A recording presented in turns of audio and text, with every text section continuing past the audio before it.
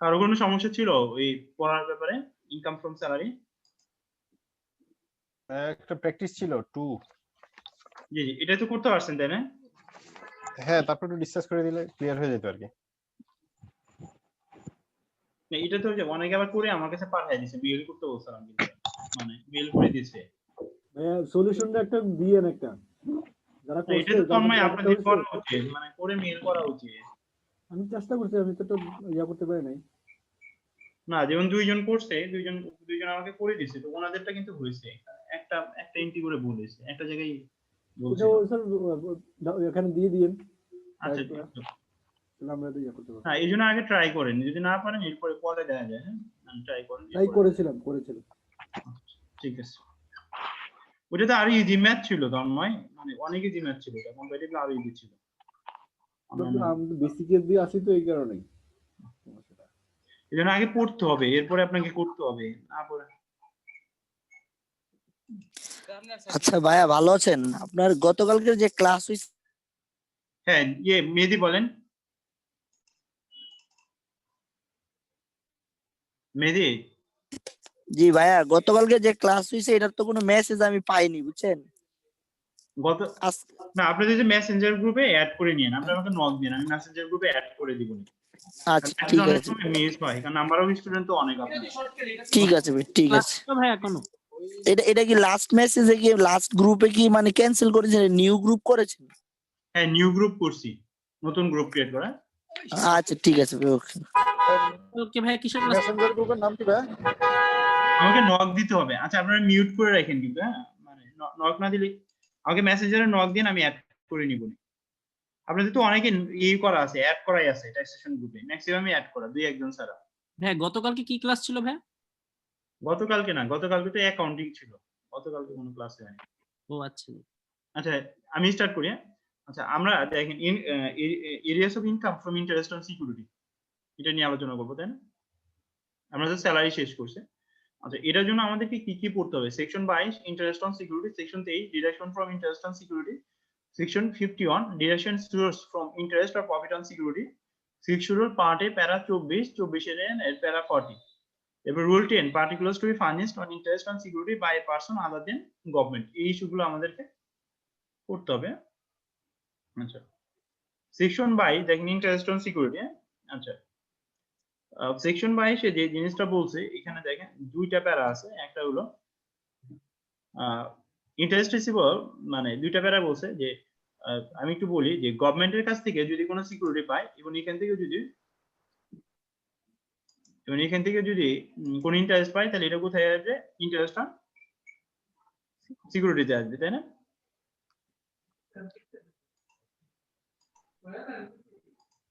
আচ্ছা, দেখেন interest receivable by an SSC on any security of the government or approved by the government.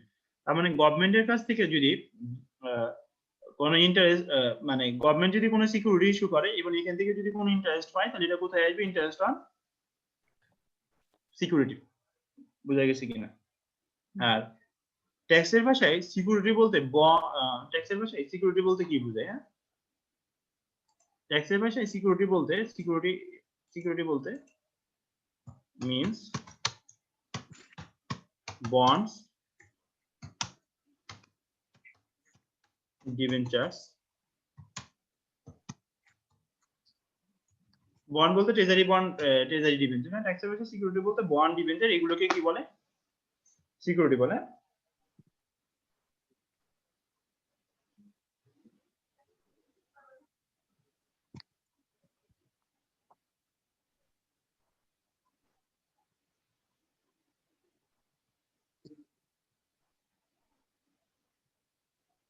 আচ্ছা, দেখেন treasury bond, treasury bill বা government treasury bond, treasury bill, অথবা যদি corporate bond বা corporate debenture. Term security বলতে bond বা debenture কি বলে?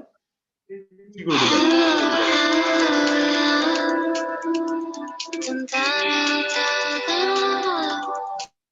কি বাবা, আপনারা মিউট করে নিন, নয়েজ আসে তো। আচ্ছা আচ্ছা, খেয়াল করে, তাহলে ট্যাক্সের পাশে সিকিউরিটি বলতে বন্ড বা ডিবেঞ্চারকে সিকিউরিটি বলতেছে। এখন বলতেছে যে গভর্নমেন্ট যদি কোনো সিকিউরিটি ইস্যু করে অর্থাৎ গভর্নমেন্ট যদি কোনো বন্ড ইস্যু করে এবং এখান থেকে যদি কোনো ইন্টারেস্ট পায় তাহলে এটা কোথায় আসবে? Interest on security.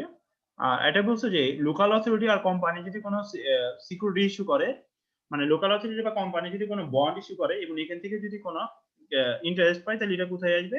Interest on security. Local authority বলতে কি বুঝি? লোকাল অথরিটি বলতে সিটি কর্পোরেশন, ইউনিয়ন পরিষদ, এদেরকে কি বলা হয়? Local authority.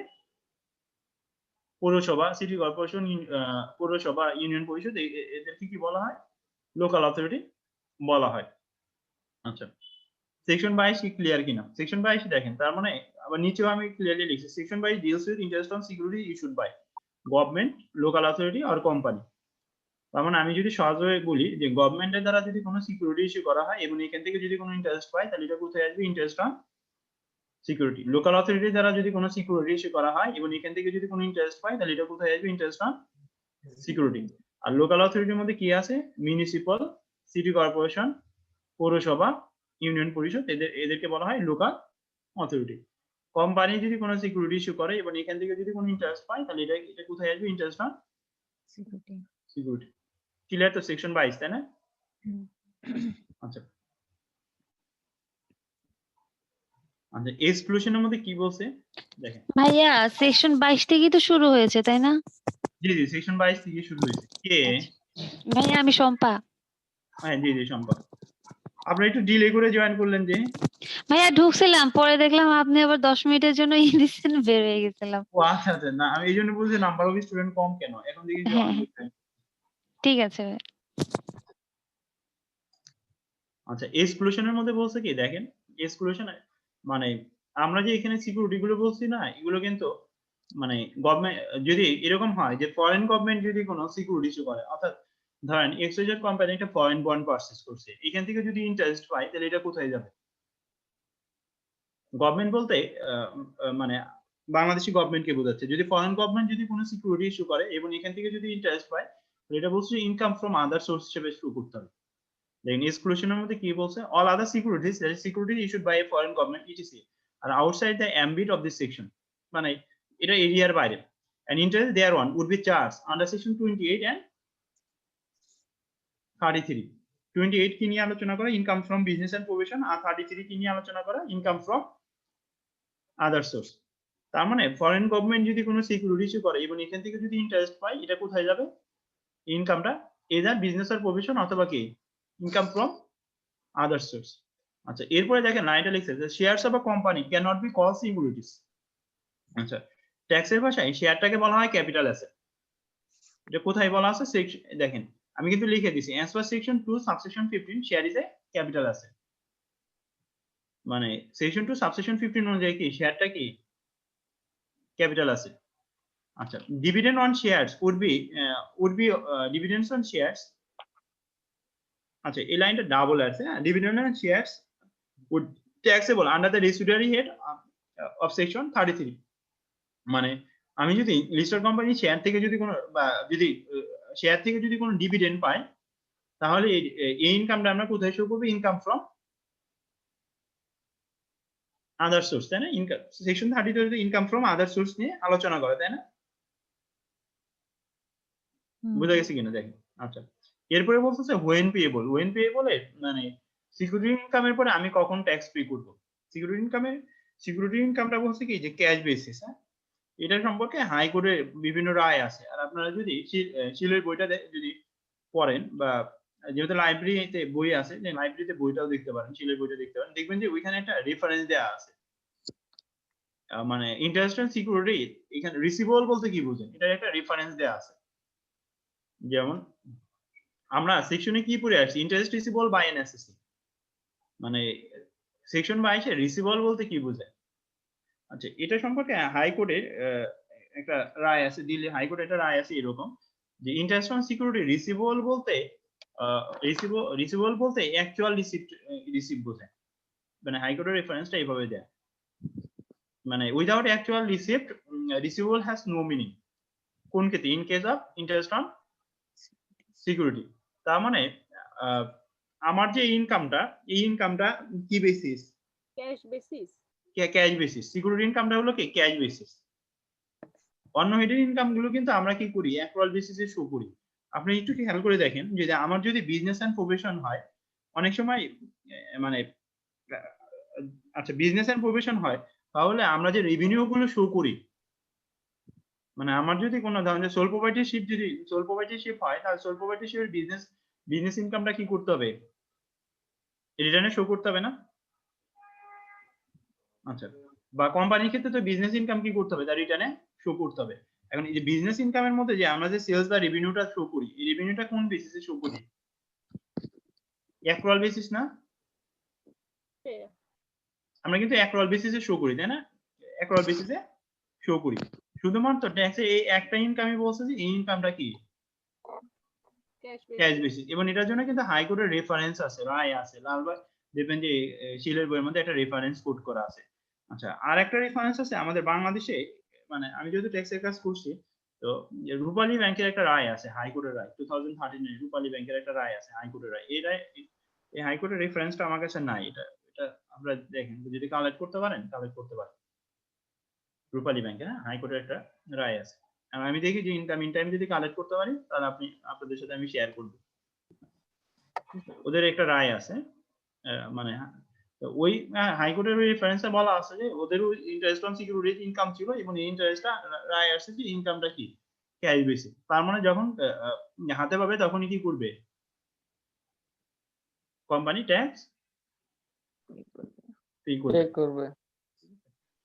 এই জিনিসগুলো কিন্তু মানে আমরা যখন প্র্যাকটিক্যালি কাজ করবো এই জিনিসগুলো কিন্তু আমাদেরকে খেয়াল রাখতে হয় ইন্টারেস্ট অন সিকিউরিটি ইস্যুটা প্র্যাকটিক্যালি যখন কাজ করি কারণ কি যেমন আমি লাস্ট মনে যে প্রিমিয়ার ব্যাংকের ক্লায়েন্টের নাম বলে দিচ্ছি লাস্ট মনে প্রিমিয়ার ব্যাংকে কাজটা করতেছিলাম মানে ট্যাক্স অ্যাসেসমেন্টের কাজটা করতেছিলাম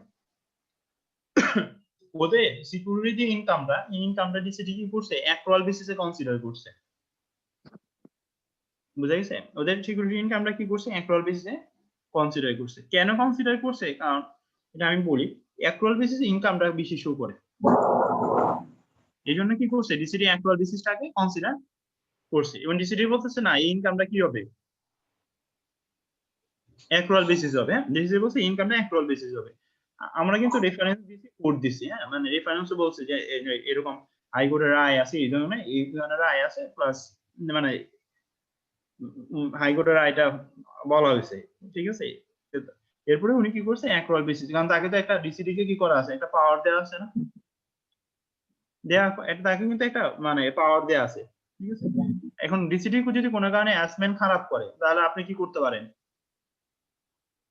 আপিল করতে পারেন বা ট্রাইব্যুনালে যাইতে পারেন আপিল করতে পারেন ট্রাইব্যুনালে যাইতে পারেন তো মানে ডিসিটি কে বলা হলো যে আমরা তো এই জিনিসটা আপনাকে মানে এই জিনিসটা স্যার আপনাদেরকে বলা হয়েছিল বলতো যে ঠিক আছে আপনার যদি মানে আপনার যদি কথা ঠিক থাকে যে ক্যাশ বেসিস আপনি এটা হাই মানে আপিল থেকে নিয়ে নেন বা ট্রাইব্যুনাল থেকে নিয়ে নেন মানে ওনার জবাবটা ছিল এরকম ঠিক আছে পরে ট্রাইব্যুনালে কিন্তু আবার দিয়ে দিছে ট্রাইব্যুনালে আবার কি যে হাইকোর্টের রেফারেন্সটা মেনশন করার কারণে এবং ট্রাইব্যুনালে মেম্বারদের সাথে ভালো আন্ডারস্ট্যান্ডিং থাকার কারণে ওইখানে কি করছে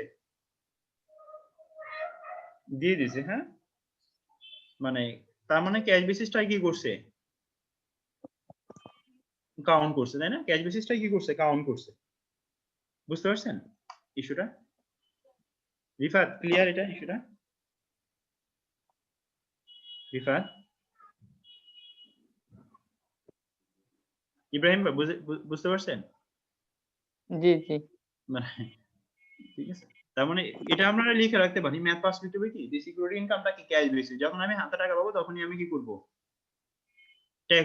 ট্যাক্স পে করব এই প্যারাটা কিন্তু পড়ার দরকার নাই জাস্ট আপনারা যদি লিখে রাখেন ক্যাশ বেসিস দ্যাটস এনাফ আর কিছু লাগবে না সিকিউরিটি ইনকামটা কি ক্যাশ বেসিস তাই না আচ্ছা আচ্ছা অ্যাডমিসিবল এক্সপেন্স এটা সেকশন 23 এ আলোচনা করা আছে অ্যাডমিসিবল এক্সপেন্স হলো সেকশন 23 এ আলোচনা করা আছে এখানে দুই ধরনের অ্যালাউবল এক্সপেন্সের কথা বলছে এটা বলছে ব্যাংক কমিশন বা ব্যাংক চার্জ আর এটা বলছে কি ইন্টারেস্ট অন বরড capital for investment in security আচ্ছা ফার্স্ট হলো ব্যাংক কমিশন বা ব্যাংক চার্জ আচ্ছা আমরা যদি কোনো বন্ড বা ডিবেঞ্চার পারচেজ করি তাহলে এই বন্ড বা ডিবেঞ্চারের ইন্টারেস্টটা কোথায় পে করবে ধরেন গভর্নমেন্ট কোনো বন্ড বা গভর্নমেন্ট কোনো ডিবেঞ্চার পারচেজ করছে আর সিকিউরিটি কিন্তু একটু মানে খেয়াল রাখেন যে যে জিনিসটা আমরা প্র্যাকটিক্যালি যে জিনিসটা পাই যে সিকিউরিটি বলতে বন্ড বা ডিবেঞ্চার কে বোঝাচ্ছে যেমন সঞ্চয়পত্র, অনেকে কি করে সঞ্চয়পত্রটা সিকিউরিটি হিসেবে কাউন্ট করে, কিন্তু সঞ্চয়পত্র সম্পর্কে আলোচনা করা আছে কোথায়? Income from other other source সোর্সে। তার মানে সঞ্চয়পত্র ইনকামটা কোথায় যাবে? 33 তে। 33 তে যাবে। কিন্তু সঞ্চয়পত্র ইন্টারেস্ট, কিন্তু অনেকে এটা কি করে মিস ক্লাসিফিকেশন করে ফেলে, মানে সঞ্চয়পত্র ইনকামটা ইন্টারেস্ট অন সিকিউরিটিতে শো করে, মানে আপনি কি করতেছেন এক হেডের ইনকাম আর এক হেডে শো করতেছেন, এটাই। ঠিক আছে, এক হেডের ভাইয়া income এই লাস্ট লাইনটা আরেকবার বলেন। আচ্ছা, সিকিউরিটি ইনকাম বলতে বোঝাচ্ছে কি শুধুমাত্র বন্ড বা ডিবেঞ্চারকে বলতেছে সিকিউরিটি বলতে। হ্যাঁ, ও সেক্ষেত্রে সঞ্চয়পত্রের কথাটা কি বললেন? আচ্ছা, সঞ্চয়পত্রের ইস্যুটা হলো কি সঞ্চয়পত্রটা অনেকে কি করে মিস ক্লাসিফিকেশন করে। তারা কি করে ধরেন যে সঞ্চয়পত্র থেকে যদি আমি ইন্টারেস্ট পাই তাহলে ইন্টারেস্ট আমি কোথায় দেখাবো? ইনকাম ফ্রম আদার সোর্সে দেখাবো। ওকে।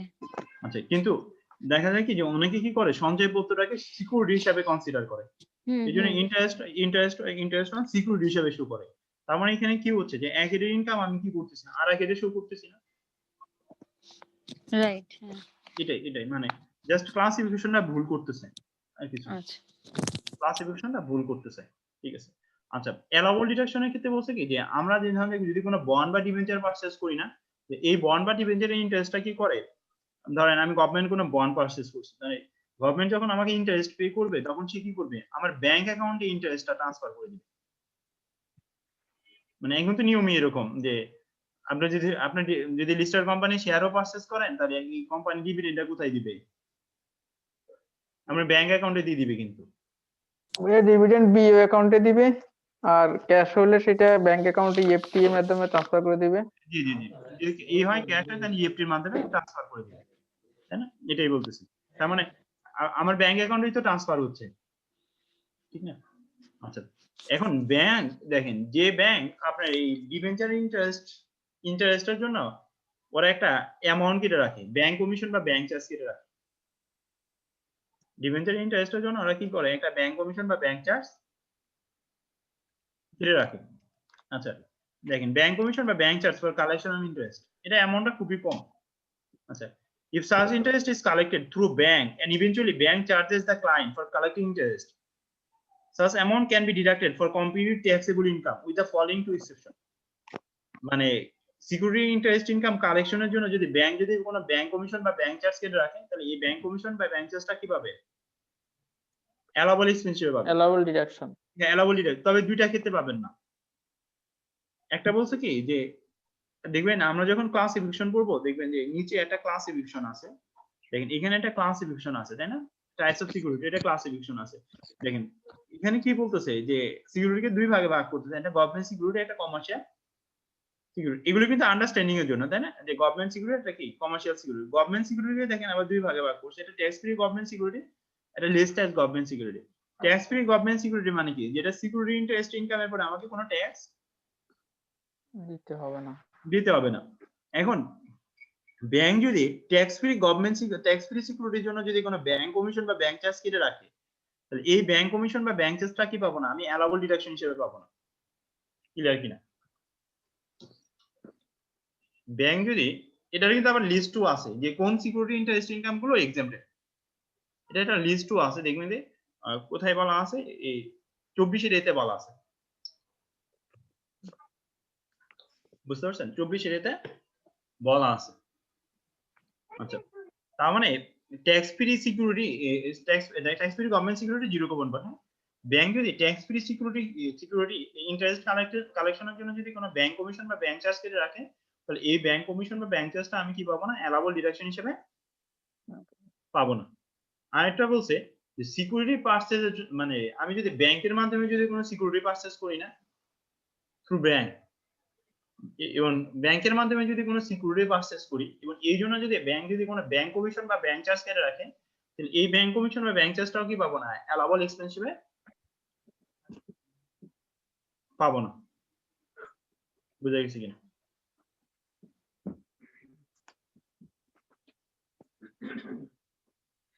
ভাইয়া আরেকবার এ আর বিটা একটু বলেন আরেকবার।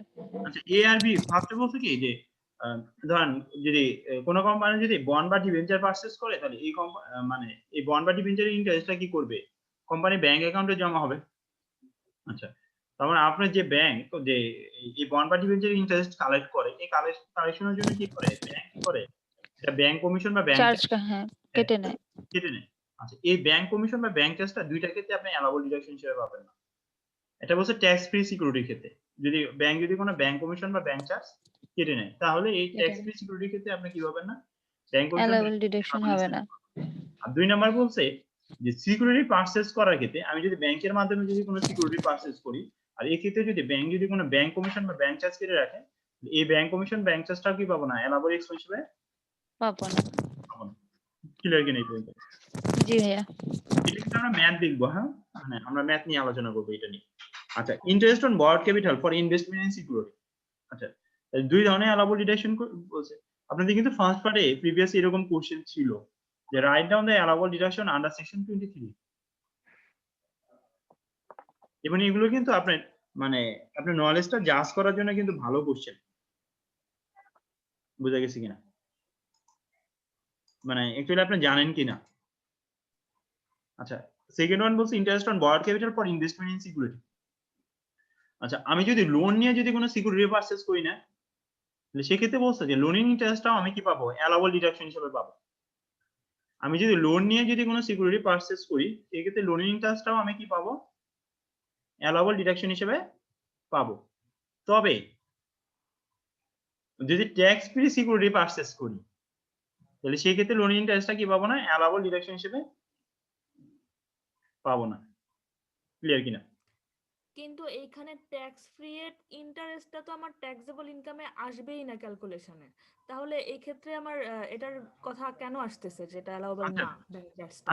না এটা আসছে এই জন্য যে ইন্টারেস্টটা তো আপনি চার্জও করতে পারেন, চার্জ করতে পারেন না। ধরুন যে আমার দুই ধরনের সিকিউরিটি পারচেজ করা আছে, একটা ট্যাক্সেবল সিকিউরিটি, একটা ট্যাক্স ফ্রি সিকিউরিটি।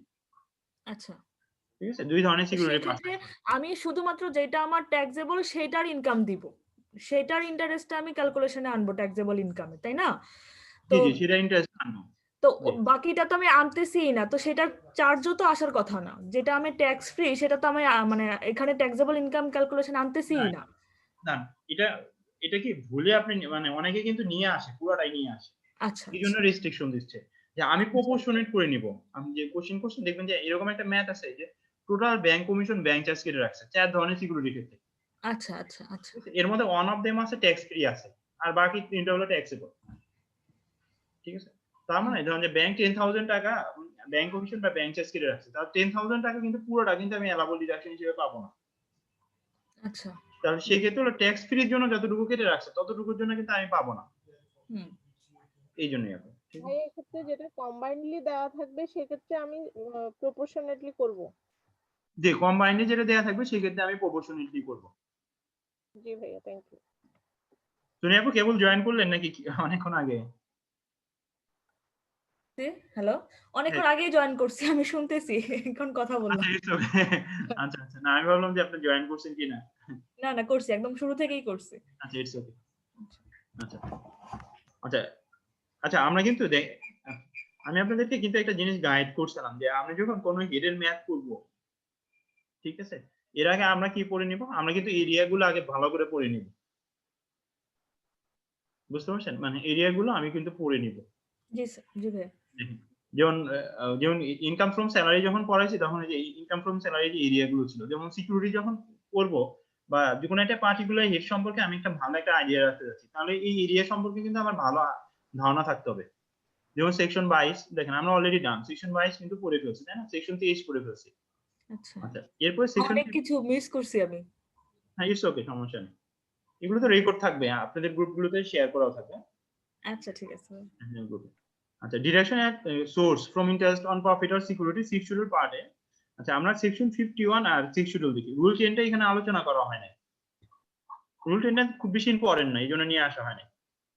রুল 10 এ বলছে কি যে মানে এনবিআর এর নিকট কিছু ইনফরমেশন দিতে হয়, মানে ইয়ার নিকে কিছু ইনফরমেশন দিতে হয় যদি কোনো কোম্পানি যদি সিকিউরিটি ইস্যু করে, আদার দেন গভর্নমেন্ট ব্যতীত যদি কোনো কোম্পানি সিকিউরিটি ইস্যু করে, তাহলে কতগুলি সিকিউরিটি ইস্যু করছে, মানে 10 পার্টিকুলার মানে কবে ইস্যু করছে, এটা ম্যাচুরিটি পিরিয়ড কত, ফেস ভ্যালু কত, এই ধরনের ইনফরমেশন গুলো কি করতে হয়, এনবিআই নিকট জমা দিতে হয়। তো ওইটা আমি দেখি রুল 10 টা নিয়ে আসবো, ইনক্লুড করে নিয়ে আসবো। আচ্ছা, মানে সিক্স শিডিউল পার্টে তো আমরা জানি এক্সেম্পটেড ইনকাম নিয়ে আলোচনা করা আছে। আচ্ছা, interest income is exempted from tax in the following occasion as per ITO 1984। আচ্ছা দেখেন, ট্যাক্স ফ্রি গভর্নমেন্ট সিকিউরিটি সম্পর্কে বলা আছে সিক্স শিডিউল পার্টে প্যারা 24।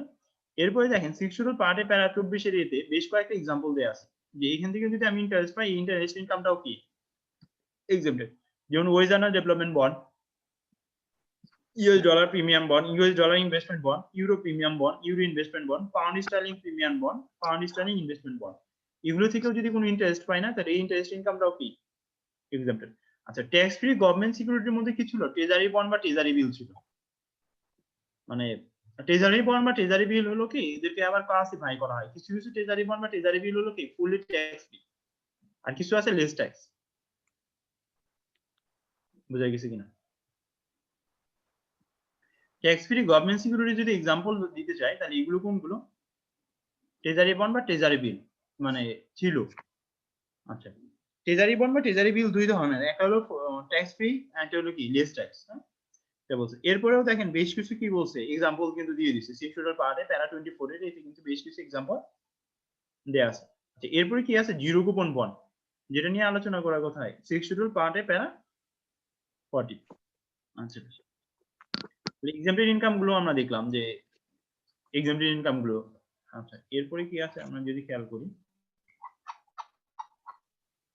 আচ্ছা 51টা আমি নিচে নিয়ে আসছি। আচ্ছা, এইটাই আমরা একটু দেখা যাই। আচ্ছা, এই জিনিসটা দেখেন, আমি সিকিউরিটি গুলোকে সেগ্রিগেট করছি, এটা কিন্তু ম্যাথ পার্সপেক্টিভে সেগ্রিগেট করা। এটা আমাদের ম্যানুয়ালেও আলোচনা করা আছে। সিকিউরিটি গুলোকে দুই ভাগে ভাগ করছে, এটা গভর্নমেন্ট সিকিউরিটি, এটা কমার্শিয়াল সিকিউরিটি। দেখেন, গভর্নমেন্ট সিকিউরিটিকে আবার দুই ভাগে ভাগ করছে, এটা ট্যাক্স ফ্রি গভর্নমেন্ট সিকিউরিটি, এটা less tax government security. Commercial সিকিউরিটিকে তিন ভাগে ভাগ করছে, একটা অ্যাপ্রুভ কমার্শিয়াল, একটা আনঅ্যাপ্রুভ কমার্শিয়াল, একটা হলো কি zero coupon bond. Approve commercial security কোনগুলো? যেগুলোতে কি থাকে সিকিউরিটি এক্সচেঞ্জ কমিশন অনুমোদন আছে, অ্যাপ্রুভ। আর আনঅ্যাপ্রুভ যেগুলো কি নাই, সিকিউরিটি এক্সচেঞ্জ কমিশনে কি নাই, অনুমোদন নাই।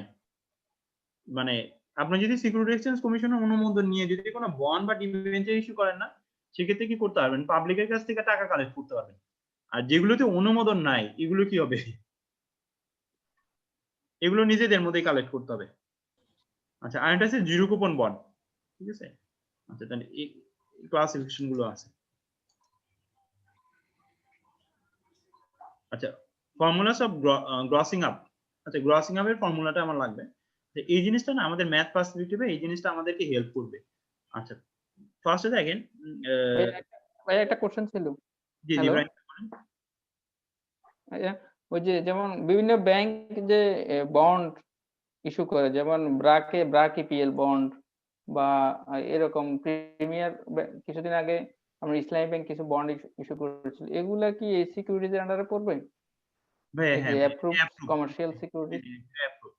কারণ একটা কিন্তু এক জায়গায় বলাই আছে যে কোনো কোম্পানি যখন বন্ড বা ডিবেঞ্চার ইস্যু করবে, তখন কিন্তু সিকিউরিটি এক্সচেঞ্জ কমিশনের অনুমোদন লাগবে। এগুলো অ্যাপ্রুভ ভাইয়া, অ্যাপ্রুভের মধ্যে পড়বে।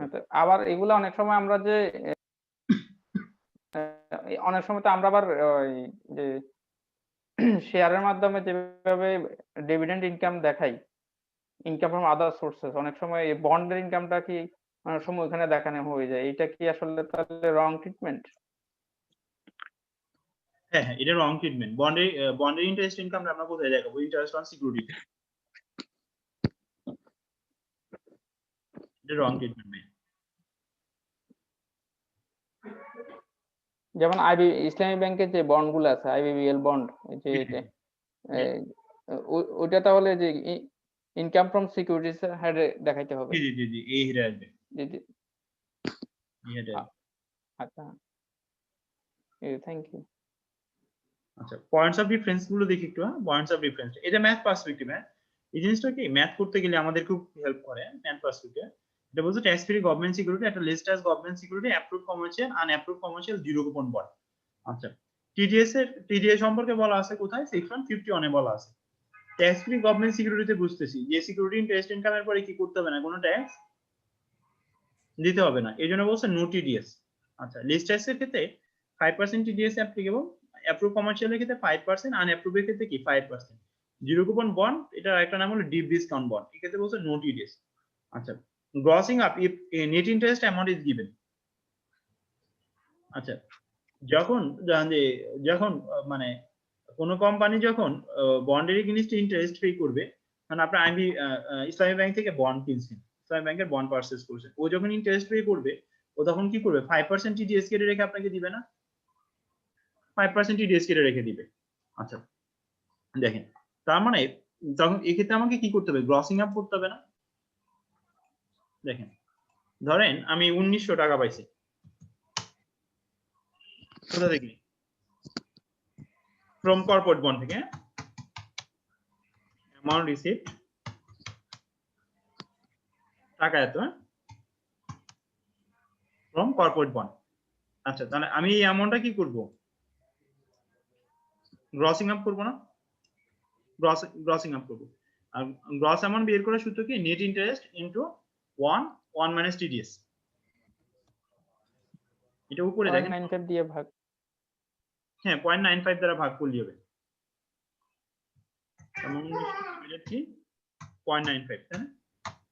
কত আসবে, 2000 আসবে, বুঝা গেছে কিনা এই অবস্থা। আচ্ছা 3 নাম্বার পার্থক্যটা বলছে কি, investment by value of securities is given. আচ্ছা কোশ্চেনে না কোশ্চেনে ম্যাথ গুলো দুই ভাবে আসে। ধরেন যে কি এক্সজেড কোম্পানি কি করছে, 10 লাখ টাকা ইনভেস্ট করছে এট দ্য রেট 10%, তার মানে আমার ইনভেস্টমেন্ট দেয়া আছে না। ধরেন কোশ্চেনটা এরকম ছিল, এক্সজেড কোম্পানি ইনভেস্ট, পার্থক্যগুলো খুবই ইজি পার্থক্য। এক্সজেড কোম্পানি ইনভেস্টেড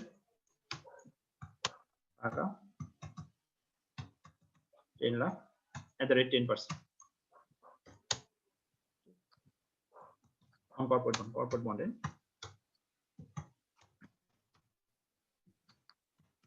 এখন কি দেয়া আছে, ইনভেস্টমেন্ট দেয়া আছে না, রেট দেয়া, ইনভেস্টমেন্ট তো দেয়া আছে, তার মানে রেট অ্যাপ্লাই করে আমরা কি করতে পারবো, ইন্টারেস্ট অ্যামাউন্ট ক্যালকুলেট করতে পারবো না, এটাই বলছে তাই না। যে দেখেন rate applicable to find out interest amount, একটা एग्जांपल দিচ্ছি।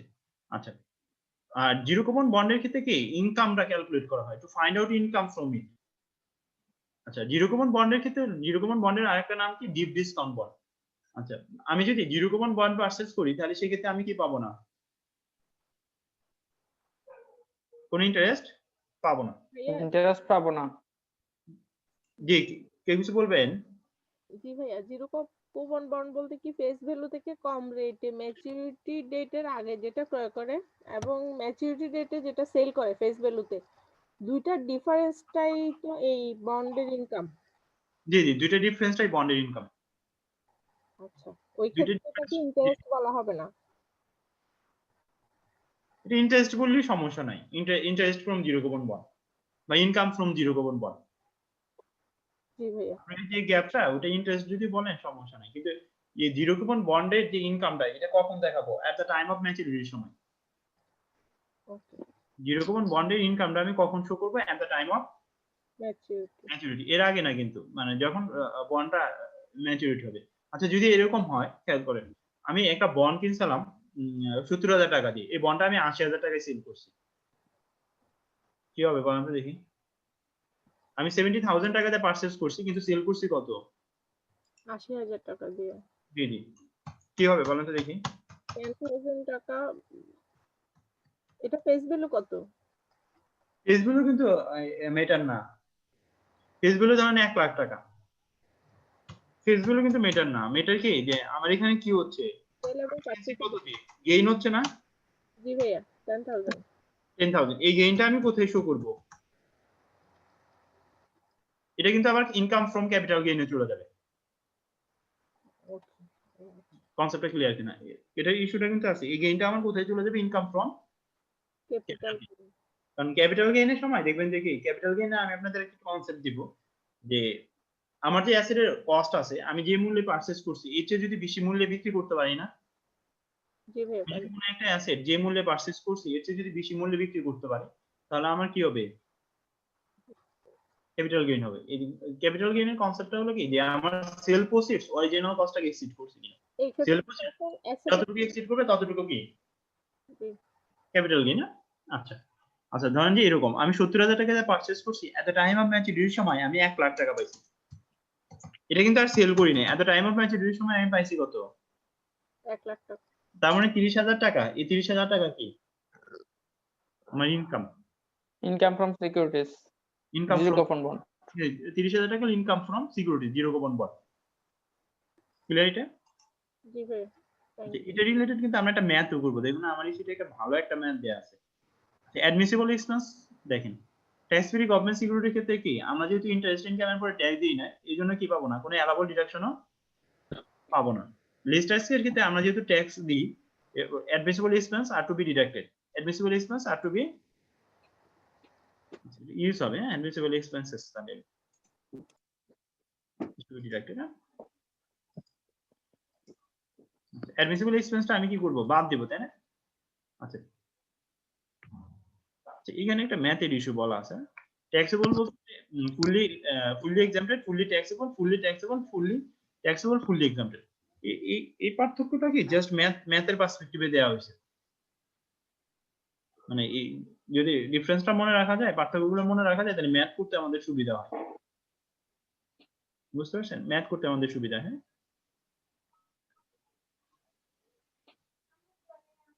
এটা এখানে লিখছি কেন? জিরো কুপন বন্ডের ইনকাম কি সব ক্ষেত্রে এক্সাম্পটেড নাকি ইন্ডিভিজুয়ালের ক্ষেত্রে এক্সাম্পটেড? হ্যাঁ এটা আমি বলতেছি আপু, এটা নিচে একটা নোট দেয়া আছে, মানে কাদের ক্ষেত্রে এক্সাম্পটেড এটা আমি বলতেছি। একটা মিনিট ওয়েট করুন, আমি বলতেছি, এটা ডিলিট করি, এটা বলতেছি। দেখেন আচ্ছা, জিরো কুপন বন্ড বলছে কি যে 3 শ্রেণী ব্যক্তি ব্যতীত সবার ক্ষেত্রে এক্সাম্পটেড। এই 3 শ্রেণী ব্যক্তিকে bank, insurance and financial institution, bank, insurance and financial institution. এরা যদি কোনো জিরো কুপন বন্ড কিনে না, তাহলে এদের কি করতে হবে, জিরো কুপন বন্ডের যে ইনকাম হবে, ইনকামের পরে তাকে ট্যাক্স পে করতে হবে। মানে 3 শ্রেণীর ব্যক্তির জন্য জিরো কুপন বন্ড থেকে যদি কোনো ইনকাম হয় না, ইনকামটা কি হবে, ট্যাক্সেবল হবে। এটা কি ব্যাংক,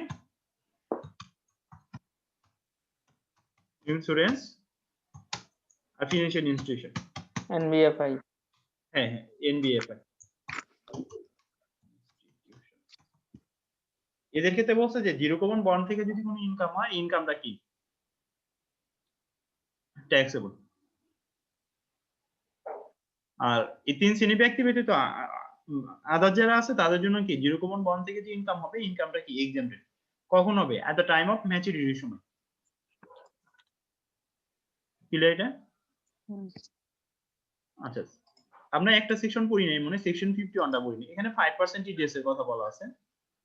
দেখেন কি বলছে, দেখেন deduction at source from discount interest on profit on securities. কি বলছে, any person responsible for issuing a security of the government or security approved by the government or Bangladesh Security Exchange Commission, income of which is classifiable under the head interest on security, shall collect income tax at the rate of 5% on discount interest on profit on securities at the time of making payment or credit. ঠিক আছে, payment or credit, মানে যখন payment করবে অথবা credit, যেটা earlier হবে। মানে যে সিকিউরিটি ইস্যু করছে না, সে কি করার জন্য, ইন্টারেস্ট পে করার জন্য, অথবা ক্রেডিট মানে যে জমা, ক্রেডিট করার ক্রেডিটের ক্ষেত্রে কি করবে, সে 5% টিডিএস কেটে রেখে কি করবে, সিকিউরিটি ইন্টারেস্টটা পে করবে। তার মানে আপনি যখন আইবিবিএল এর যদি বন্ড পারচেজ করেন, আইবিবিএল যখন আপনাকে ইন্টারেস্ট পে করবে, তখন কি করবে, ইসলামী ব্যাংক আপনার কাছ থেকে 5% টিডিএস কেটে রেখে কি করবে, বন্ডের ইন্টারেস্টটা পে করবে, তাই না, বন্ডের ইন্টারেস্টটা পে করবে। আচ্ছা ক্লিয়ার তো, তাই না? এই সিকিউরিটি চ্যাপ্টারটা ছোট, বুঝতে পারছেন, মানে বেশি বড় না, চ্যাপ্টারটা ছোট। আচ্ছা আমরা একটা ভালো একটা ম্যাথ দেখি। আচ্ছা ম্যাথ অনটা আপনাদের টাস্ক, ম্যাথ অনটা আপনারা পড়েন। হ্যাঁ আমরা দুই নাম্বার ম্যাথটা দেখি। আচ্ছা দেখেন এই ম্যাথ অনটা আমি পড়ে দেই। দেখেন this is on investment during the year end 30 June 2020 Y 8 lakh taka 6% government security. তার মানে আমার কি দেয়া আছে, ইনভেস্টমেন্ট দেয়া আছে, রেট দেয়া আছে। আমি অ্যাপ্লাই করে কি বের করতে পারবো না, গভর্নমেন্ট সিকিউরিটি থেকে কি পরিমাণ ইন্টারেস্ট পাইছি, 6 লাখ টাকা 8% ঢাকা সিটি কর্পোরেশন বন্ড, এই যেটা আমরা যে local authority city corporation bond, এবং দুইটা মানে বন্ড ইস্যু করার কথা। হ্যাঁ মানে সিটি কর্পোরেশন বন্ড ইস্যু করার কথা, আপনারা জানেন কিনা। এবং সিকিউরিটি এক্সচেঞ্জ কমিশনের অনুমোদন নিয়ে। যেমন গুলশানে যে ডিসিসি মার্কেট আছে না, এই মার্কেটটা তারা কি করবে, মানে এই বন্ড ইস্যু করে। ডিসি জি বলেন, হ্যাঁ ইব্রাহিম ভাই বলেন। না, ঢাকা সিটি কর্পোরেশন তো অলরেডি মনে হয় এরকম এই ধরনের একটা অ্যাপ্রুভাল নিছেও ডিসিসি না না না, ওরা মানে অ্যাপ্রুভাল পায় নাই, মানে অ্যাপ্রুভালের এসএসসি থেকে না না অ্যাপ্রুভাল পায় নাই, প্রসেসিং এ আছে। প্রস্তুতি নিচ্ছিল। সিকিউরিটি এক্সচেঞ্জ কমিশন যে জিনিসটা লাস্ট বলছে যে মানে সবকিছু যদি ঠিকঠাক থাকে, কাগজপত্র সবকিছু ঠিকঠাক থাকে, তাহলে এই ধরনের সিচুয়েশনের ক্ষেত্রে তারা আর্লি অ্যাপ্রুভাল দিয়ে দিবে। বুঝতে পারছেন, আর্লি অ্যাপ্রুভাল দিয়ে দিবে। এখানে তো 1000 মানে 1000 কোড কালেক্ট করার কথা। বুঝতে পারছেন, হিউজ তো 100 কোটি 1000 কোটি টাকা, 1000 কোটি 1000 কোটি পাবলিকের কাছ থেকে, মানে হিউজ অ্যামাউন্ট। এই জন্য বলছে কাগজপত্র আপনার তো এখানে শো করতে হবে না যে আমার এখান থেকে কি পরিমাণ ইনকাম আসবে। এমনি এই বন্ডটা মনে ইন্টারেস্টিং একটা ইস্যু হলো কি যে মানে আপনাদেরকে কিভাবে ইন্টারেস্ট পে করা হবে, এগুলো তো ভাড়া দিবে না, ভাড়া দিবে কিন্তু এখান থেকে ভাড়া থেকে যে ইনকামটা আসবে না, এই ইনকাম থেকে ইন্টারেস্ট পে করা হবে। এখানে বেশ কিছু ইস্যু আছে, যেমন রেট ডিটারমাইন করতে হবে যে কত পার্সেন্ট রেটে দিবে, কবে থেকে দিবে, এই ইস্যুগুলো কিন্তু আছে, মানে বেশ কিছু ইস্যু আছে, কোন ইয়ার থেকে দিবে। বুঝতে পারছেন, বেশ কিছু ইস্যু আছে, কিন্তু এটা একটা ইন্টারেস্টিং ইস্যু। হ্যাঁ, ভালো একটা ইন্টারেস্টিং ইস্যু। আচ্ছা এই বন্ড দেখেন, তাহলে সিটি কর্পোরেশন বন্ড। জি বলেন, হ্যালো কিছু বলবেন? ওইগুলোর ইস্যু ম্যানেজার এরা কারা হবে? এগুলো মানে এরা কি সরকারি কোনো প্রতিষ্ঠান হবে? না না না না, বেসরকারি কোনো প্রতিষ্ঠান? বেসরকারি হবে ভাইয়া, বেসরকারি হবে, হবে না? আইডিএলসি এরাই পাবে, ঘুরে ফিরে দেখবেন যে রিনাউন যারা আছে এরাই পাবে। আইডিএলসি, ব্রাকি, পিএল এরাই পাবে মনে হয়। জি এরাই পাবে। আচ্ছা 12 লাখ 9% হাউজিং বন্ড, হ্যাঁ 12 lakh 9% housing bond, 14 lakh 6% government treasury bill.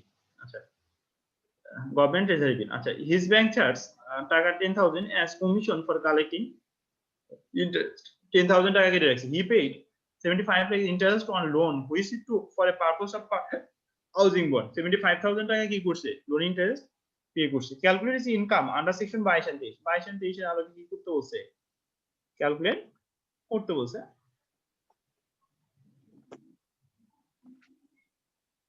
আচ্ছা আমার ফার্স্টে বলছে গভর্নমেন্ট সিকিউরিটি। এই গভর্নমেন্ট সিকিউরিটি কি tax free government security, listed government security, কিছু বলছে? বলা নাই কিন্তু, তার মানে নোট এখান থেকে কিছু বলা নাই। না, তার মানে অ্যাজাম্পশন। ট্যাক্সেবল অ্যাজাম্পশন আপনি ট্যাক্স ফ্রি দূরে কাজ করতে পারেন, আবার লেস ট্যাক্স দূরেও কাজ করতে পারেন। আমরা গভর্নমেন্ট সিকিউরিটিকে দুই ভাগে ক্লাসিফাই করছি না, ট্যাক্স ফ্রি গভর্নমেন্ট সিকিউরিটি আর এটা কি লেস ট্যাক্স গভর্নমেন্ট সিকিউরিটি, তাই না? দুই ভাগে কিন্তু ক্লাসিফাই করছি। এটাকে আমি কি করতে পারি, ট্যাক্স ফ্রি দূরেও কাজটা করতে পারি। লেস ট্যাক্স গভর্নমেন্ট না, ট্যাক্স ফ্রি দিলে আবার 10,000 টাকা যে কমিশন নিছে সেটা আবার প্রোরাটা বেসিস দিতে হবে। হ্যাঁ প্রোরাটা বেসিস, সেখানে আবার ক্যালকুলেশনের ঝামেলা আছে। জি এখন তো এক্সামে কিভাবে থাকবে এটাও কিন্তু মানে ডিপেন্ড করে, মানে এক্সামে কিভাবে থাকবে, কোশ্চেন কিভাবে থাকবে, এটা জাস্ট বলে দিল ট্যাক্স ফ্রি গভর্নমেন্ট সিকিউরিটি। ঠিক আছে। আচ্ছা আচ্ছা আরেকটা ইস্যু যে ব্যাংক যে এই ব্যাংক চার্জটা চার্জ করছে কোন অ্যামাউন্টের পরে বলতে পারবেন কেউ? এটা কি গ্রস অ্যামাউন্টের পরে ব্যাংক চার্জ করে নাকি নেট অ্যামাউন্টের পরে? গ্রস অ্যামাউন্ট না, নেট অ্যামাউন্টের পরে ব্যাংক চার্জটা ক্যালকুলেট, ব্যাংক যেটা চার্জ করে নেট অ্যামাউন্টের পরে চার্জ করে ব্যাংক। বুঝা গেছে কিনা? আচ্ছা এটা নেট অ্যামাউন্টের পরে, নট গ্রস অ্যামাউন্টের পরে। এটা একটু ক্রিটিক্যাল ইস্যু, কারণ কি এই গ্রস অ্যামাউন্টের মধ্যে একটা দেখেন অ্যামাউন্ট, যদি গ্রস অ্যামাউন্ট বলতে বোঝাচ্ছে কি যে আমরা যদি লেস ট্যাক্স গভর্নমেন্ট সিকিউরিটির কথা থিঙ্ক করি, তাহলে গভর্নমেন্ট আমার কাছ থেকে 5% ডিটিএস কেটে রেখে আমাকে দিবে না। আমরা যদি লেস ট্যাক্স গভর্নমেন্ট সিকিউরিটির কথা চিন্তা করি বা অ্যাপ্রুভ কমার্শিয়াল সিকিউরিটির কথা চিন্তা করি, তাহলে অ্যাপ্রুভ কমার্শিয়াল সিকিউরিটি মানে কি, কোম্পানি যখন আমাকে ইন্টারেস্ট পে করবে তখন ও কি করবে, 5% টিডিএস কেটে রেখে দিবে না, 5% টিডিএস কেটে রেখে দিবে। এরকম একটা দেখবেন যে সিলেট বইয়ের মধ্যে এরকম একটা কথা আছে যে আমি যদি গ্রস অ্যামাউন্টের পরে যদি কি যে ব্যাংক কমিশন বা ব্যাংক চার্জটা যদি পুরোটা করি তাহলে কি হবে যে টিডিএস এর পরেও কি হবে ব্যাংক কমিশন বা ব্যাংক চার্জটা কি করা ডাবল হবে ট্যাক্স দিতে হবে। না টিডিএস এর পরেও ব্যাংক কমিশন বা ব্যাংক চার্জটা কি হবে ধার্য করা হবে এই জন্য বলছে যে এই কমিশনটা চার্জ করা হয় কি নেট অ্যামাউন্টের উপরে বেস করে এরকম বলা আছে এই জন্য নেট অ্যামাউন্ট।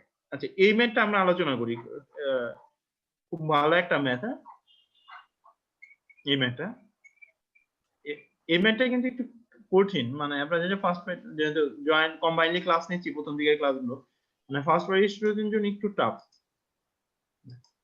কিন্তু এটা থেকে লার্নিংস আছে এই ম্যাথটা থেকে ভালো একটা ম্যাথ। আচ্ছা দেখেন mister Jamal Kaisan non resident Bangladesh. আচ্ছা এই ম্যাথে রিকোয়ারমেন্টটা কি বলছে? আচ্ছা এই ম্যাথে রিকোয়ারমেন্টটা খেয়াল করেন determine taxable income from interest on security of Jamal Kaiser. তার মানে শুধু কি করতে বলছে ইন্টারেস্ট অন সিকিউরিটি থেকে যে ইন্টারেস্ট অন সিকিউরিটি হেড ইনকামটা ক্যালকুলেশন করতে বলছে না? এই ম্যাথে যদি অন্য হেডের ইনকাম থাকে তাহলে এটা কি আমার রিকোয়ারমেন্ট অনুযায়ী আসবে না কিন্তু তাই না? কি করতে determine taxable income from interest on security of Jamal Kaiser. এই ম্যাথটা দেখি এটা ভালো একটা ম্যাথ তো লার্নিং এর আছে অনেক কিছু। আচ্ছা mister Jamal Kaiser non resident Bangladeshi is a permanent resident in Canada. আচ্ছা মিস্টার জামাল কাইসার কি একজন নন রেসিডেন্ট বাংলাদেশি। আমরা তো এরকম মনে পার্থক্য করছিলাম রেসিডেন্ট এর নন রেসিডেন্টের মধ্যে পার্থক্য করছিলাম তাই না? এটা কিন্তু আমার ইনকাম ফ্রম স্যালারি শিটের মধ্যে আছে যে পার্থক্যগুলো resident in case of individual ক্ষেত্রে resident non resident Bangladeshi non resident foreigner scope of ইনকামের মধ্যে কি কি আসবে করছি না? না ভাই এটা কভার করা হয়নি। কভার করা হয়নি? আচ্ছা কভার করা হয় নাই। আচ্ছা তাহলে আগের স্লাইডটাতে আমরা চলে যাই। হ্যাঁ আচ্ছা ভাই কভার করা তো কথা তা কভার না করলে তো আপনাদের ক্লাস সিনোপসিস দেয়া আছে তো ভাই।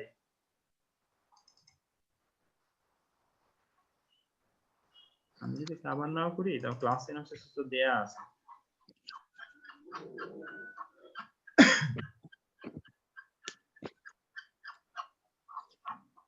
এই যে এটা পড়াই না difference between resident non resident individual পড়াই না জানেন? আচ্ছা দেখেন এখানে কি বলছে স্কোপ অফ ইনকাম বলছে না?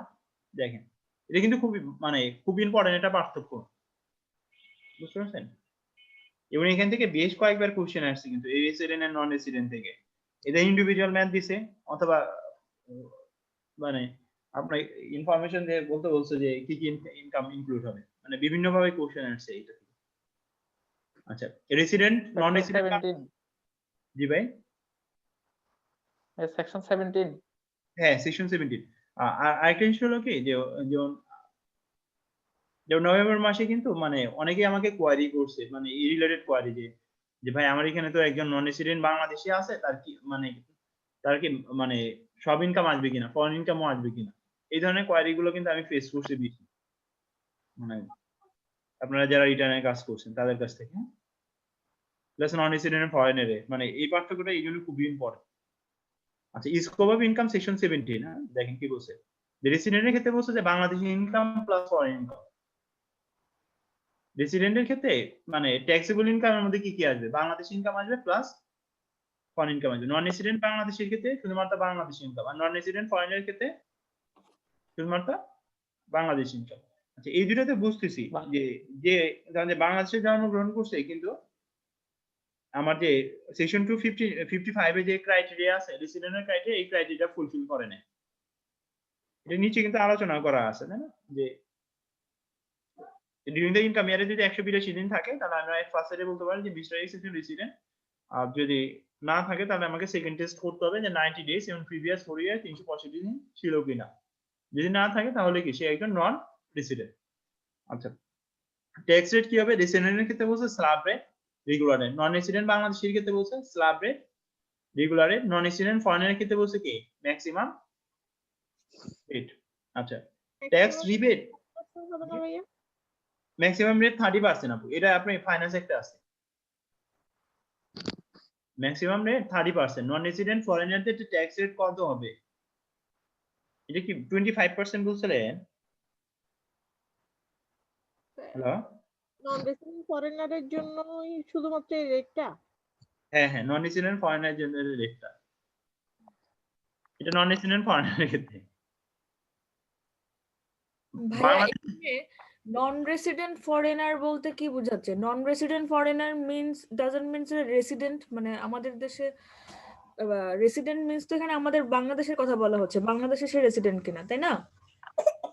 না, আমাদের কিন্তু রেসিডেন্ট ক্লাসিফিকেশনটা কোন বেসিসে করা হয়? ডেজ এর বেসিসে না? ডেইজ এর বেসিসে। যদি বাংলাদেশে সে ইনকাম ইয়ারে 182 দিন থাকে অথবা 90 days condition 1 state 90 days during the income year or 182 days or more during the income year at first sight. না, আচ্ছা, এটা আমি একটু বলি তাই। আচ্ছা হ্যাঁ, না আমি বলতে চাচ্ছি যে রেসিডেন্টের ক্ষেত্রে তো সে বাংলাদেশি রেসিডেন্ট কিনা, তাই না? প্রথম যেটা যে আমাদের দেশের রেসিডেন্ট, তাহলে তার আমাদের দেশের ইনকাম প্লাস হচ্ছে ফরেন ইনকাম, দুইটা ইনকামের উপরই তার স্ল্যাব রেট আর রেগুলার রেটের উপর ট্যাক্স আচ্ছা, পড়বে। রেসিডেন্ট হলো কি যে বাংলাদেশে হইতে পারে, ফরেনেরও হইতে পারে, মাইন্ডে রাখবেন। কারণ আমাদের বাংলাদেশে কিন্তু অনেক মানে বাইরের লোক আছে, তারাও কিন্তু রেসিডেন্ট আছে। আচ্ছা আচ্ছা আচ্ছা, যদি না না না না, হ্যাঁ আমি আমাদের দেশি রেসিডেন্ট সেটার কথা বলতেছি। হ্যাঁ হ্যাঁ, বাংলাদেশি রেসিডেন্ট, হ্যাঁ। নন রেসিডেন্ট বাংলাদেশি মিন্স সে প্রবাসে থাকে maximum days, say Bangladeshi but non resident, ঠিক আছে? জি জি আর জি। নন রেসিডেন্ট ফরেনারের বলতে কি বোঝাচ্ছে? সে দেশে থাকে, রেসিডেন্ট না, সে ফরেনার, বিদেশি। যাই আপনার ডিউরিং দ্য ইনকাম ইয়ারে 182 দিন ছিল না, ক্রাইটেরিয়া ফুলফিল করে না, আচ্ছা আচ্ছা আচ্ছা আচ্ছা, মানে ডিউরিং দ্য ইনকামে। যেমন দেখেন আমাদের এখানে অনেক সময় কিন্তু খেলোয়াড়রা আসে না, খেলতে আসে না, খেলা শেষ করে কিন্তু ওরা চলে যায়। ওদেরকে যে অ্যামাউন্টটা দেওয়া হয় এখান থেকে কিন্তু ট্যাক্সটা কেটে নেওয়া হয়। আচ্ছা 30%, এটা ম্যাক্সিমাম রেটে নেওয়া হয়। হ্যাঁ 30% এই রেটে কেটে নেওয়া হয়, এরপর ওদেরকে পেমেন্টটা দেওয়া হয়। আচ্ছা আচ্ছা, বুঝতে পারছেন? কারণ দেখেন ওরা কিন্তু ডিউরিং দ্য ইনকাম ইয়ারে কি ছিল না, 182 দিন ছিল না, বা টেস্ট টুর ক্রাইটেরিয়াটাও কি করে না, ফুলফিল করে না। কিন্তু এরকমও আছে কিন্তু, যেমন আপনার যদি যদি মানে মাল্টিন্যাশনাল কোম্পানির কথা থিঙ্ক করেন, দেখবেন যে ম্যাক্সিমাম কোম্পানিতে কি আছে, ফরেনার আছে না, হুম, এবং ওরা কি করে, ডেজ এর ক্রাইটেরিয়াটা ফুলফিল করে ফেলে। আচ্ছা, তার মানে কি ফরেনার হলেও কি সে কি সে Resident. resident, আমাদের তখন তাকে রেসিডেন্ট হিসেবে চিন্তা করতে হবে। তখন থেকে রেসিডেন্ট হিসেবে থিঙ্ক করতে হবে। আচ্ছা ঠিক আছে ভাই। আচ্ছা, এই পার্থক্যগুলো খেয়াল করে দেখেন, তাহলে ট্যাক্স রেট তো আমরা ক্লিয়ার। এরপরে tax rebate on eligible amount, যেটা আমরা অলরেডি পড়ে আসছি। Tax rebate on eligible amount রেসিডেন্টের ক্ষেত্রে অ্যাপ্লিকেবল, নন রেসিডেন্ট বাংলাদেশের ক্ষেত্রে অ্যাপ্লিকেবল, আর নন রেসিডেন্ট ফরেনের ক্ষেত্রে অ্যাপ্লিকেবল না। আচ্ছা, এটা যখন আপনার 6 শিডিউল পার্ট বি দেখবেন না, 6 শিডিউল পার্ট বি তে ক্লিয়ারলি বলা আছে যে ওইখানে মানে 6 শিডিউল পার্ট বিটা কাদের ক্ষেত্রে অ্যাপ্লিকেবল, ওইখানে বলাই আছে যে resident and non resident Bangladeshi. Clear তো, তাই না পার্থক্যগুলো? এটা কিন্তু খুবই ইম্পর্টেন্ট একটা পার্থক্য, খুবই ইম্পর্টেন্ট। এবং এই জিনিসটা নিয়ে কিন্তু ধরা যায় মানে যারা রিটার্নে কাজ করছে তারাই ম্যাক্সিমাম ধরেন যে এই ইস্যুটা নিয়ে কোয়ারি করছে বেশি। আমি এবার দেখলাম মানে আমার কাছে বেশ কিছু কোয়ারি আসছে, এই রিলেটেড কোয়ারি গুলো বেশি আসছে, রেসিডেন্ট নন রেসিডেন্ট বাংলাদেশে, নন রেসিডেন্ট ফরেনার, খুব ইম্পর্টেন্ট একটা পার্থক্য। আচ্ছা, তাহলে আমরা আমাদের ম্যাথটাতে ফেরত যাই। হ্যাঁ, আচ্ছা, তাহলে জামাল কায়সার দেখেন, Jamal Kaiser non resident Bangladeshi, is a permanent resident in Canada. তার মানে জামাল কায়সারের কোন ইনকাম গুলো আসবে? জামাল কায়সারের শুধু বাংলাদেশি ইনকাম গুলো আসবে, তাই না? জামাল কায়সারের কি আসবে? শুধুমাত্র বাংলাদেশ। শুধুমাত্র বাংলাদেশ ইনকাম। ওই পার্থক্যটা কিন্তু মনে রাখতে হবে, ঠিক আছে? কারণ পার্থক্য যদি ভুল করেন মানে মনে রাখতে না পারেন, তাহলে দেখা যাবে যে কেউ একজন নন রেসিডেন্ট বাংলাদেশি কিন্তু কি করছেন, তার ট্যাক্স লায়াবিলিটি স্ল্যাবে ক্যালকুলেশন করে ফেলছেন, না স্ল্যাবে না, ওই হাইস্ট রেটে দিয়ে দিচ্ছেন, ভুল হয়ে যাবে, তাই না? যেন পার্থক্যটা ইম্পর্টেন্ট। আচ্ছা, হবে he has invested in Bangladesh manage by his relatives, সে ইনভেস্ট করছে যে রিলেটিভস এর মাধ্যমে। The information regarding his investment in security during the income year 19-20 is given below. 19-20টা দেয়া আছে, তাই না? আমাদের তো ইনকাম ইয়ার 19-20 নিয়ে আমরা কাজ করব। আচ্ছা, টাকা 1 lakh in 10% Bangladesh wage earner development bond purchase on 1 September 2010। আচ্ছা, এটা পারচেজ করা হয়েছে কবে? সেপ্টেম্বর 2010। তার মানে স্টিল নাও এটা কি আছে, এটা ম্যাচুরিটি আছে, তাই? আচ্ছা, কি হবে এটা এক নাম্বার ট্রিটমেন্টটা? জি এটা ট্যাক্স ফ্রি গভর্নমেন্ট বন্ড না? জি জি ট্যাক্স ফ্রি গভর্নমেন্ট, তার মানে আচ্ছা ট্যাক্স ফ্রি গভর্নমেন্ট হলেও কিন্তু আমাকে ইনকাম হিসেবে শো করতে হবে। ট্যাক্স ফ্রি গভর্নমেন্ট হলেও আমাকে কি করতে হবে, ইনকাম হিসেবে শো করতে হবে, লেস এক্সেম্পটেড পরে করে দিতে হবে। ক্লিয়ার কিনা? আমরা যদি দেখেন একটা একটা করে দেখি, হ্যাঁ একটা একটা করে আলোচনা করি। দেখেন আমি কিভাবে শো করছি। দেখেন income from interest on security section 22 interest from tax free government security 10,000 টাকা। ওয়েজার্নাস ডেভেলপমেন্ট বন্ড 1 লাখ ইন্টু 10% 10,000 টাকা। Less exempted as per schedule part A প্যারা 24A 24A তেই বলা, তাই না? ক্লিয়ার কিনা এটা? আমাদের ম্যানুয়ালে দেখবেন অনেক কিছু লিখছে, কিন্তু কাজের কাছে রেফারেন্স কিন্তু এটুকুই। আচ্ছা এটা কিন্তু মানে এর আগে আমি আপনাদেরকে একটা সেকশন বলছিলাম যে আপনার যদি এক্সেম্পটেড ইনকাম থাকে বা রিডিউসড ট্যাক্সের অ্যাপ্লিকেবল ইনকাম থাকে, এই ইনকাম গুলো কি করতে হবে আপনাকে কিন্তু রিটার্নে শো করতে হবে। যদি শো না করেন এবং ডিসিডি যদি ধরতে পারে, তাহলে পরবর্তীতে এগুলোর পরে কি করতে হবে, আপনাকে রেগুলার রেটে ট্যাক্স পে করতে হবে। এটা কোথায় বলা আছে? সেকশন 19 সাবসেকশন 31 1931 এ বলা। ক্লিয়ার কিনা? সেকশন এখানে বলা আছে মানে এক্সেম্পটেড ইনকাম থাকলেও আপনাকে কি করতে হবে, রিটার্নে শো করতে হবে। যদি না শো করেন তাহলে কি হবে, ডিসিডি যদি পরবর্তীতে ধরতে পারে তাহলে এই ইনকামের পরে আপনাকে রেগুলার রেটে ট্যাক্স পে করতে হবে। আচ্ছা তাহলে আমরা এই জিনিসটা ক্লিয়ার হইলাম। আচ্ছা টাকা 2 lakh in 8% Canadian T bill in Canada person on 5 July 2014। দুই নাম্বারটা কি হবে? হবে না, দুই নাম্বারটা আসবে না, তাই না? তাহলে আমরা ম্যাথ করার ক্ষেত্রে এখানে আসবে না। ক্রস দিতে পারি না? ক্রস দিতে পারি। এগুলো কিন্তু ইনস্ট্রাকশন, হ্যাঁ, যেটা এটার ইমপ্যাক্ট হবে না। আর ম্যাথ করার নিয়ম কি, যে ম্যাথ করার নিয়ম হলো ফার্স্টে ম্যাথের রিকোয়ারমেন্টটা পড়তে হবে, এরপরে কি ফুল কোশ্চেনটা কিন্তু পড়তে হবে, যেটা আমি ক্রস দিয়ে রাখলাম। আচ্ছা interest on list age government security 2008। Income from স্যালারিতে তো সেকশন 19 এর কোনো ইস্যু নাই, তাই না ভাই? না না 19 এর কোনো ইস্যু নাই, সেকশন 19 এ জি ভাই। কোনো ইস্যু নেই। আচ্ছা ইন্টারেস্ট অন 19টা ডিমড ইনকাম না? হ্যাঁ 19টা ডিমড ইনকাম, 19টা আমি পড়াবো, আলাদা করে পড়াবো, 19টা আমি পড়াবো। আচ্ছা interest on list age government security 2850। The bank has deducted 100 taka is collection fee. The list age government security থেকে 2850 টাকা পাইছে, ব্যাংক হ্যাজ ডিডাক্টেড 100 টাকা কালেকশন ফি। আচ্ছা এটা ট্রিটমেন্ট আমরা কিভাবে দিছি, আমি একটু দেখি। হ্যাঁ 3 নম্বর ট্রিটমেন্ট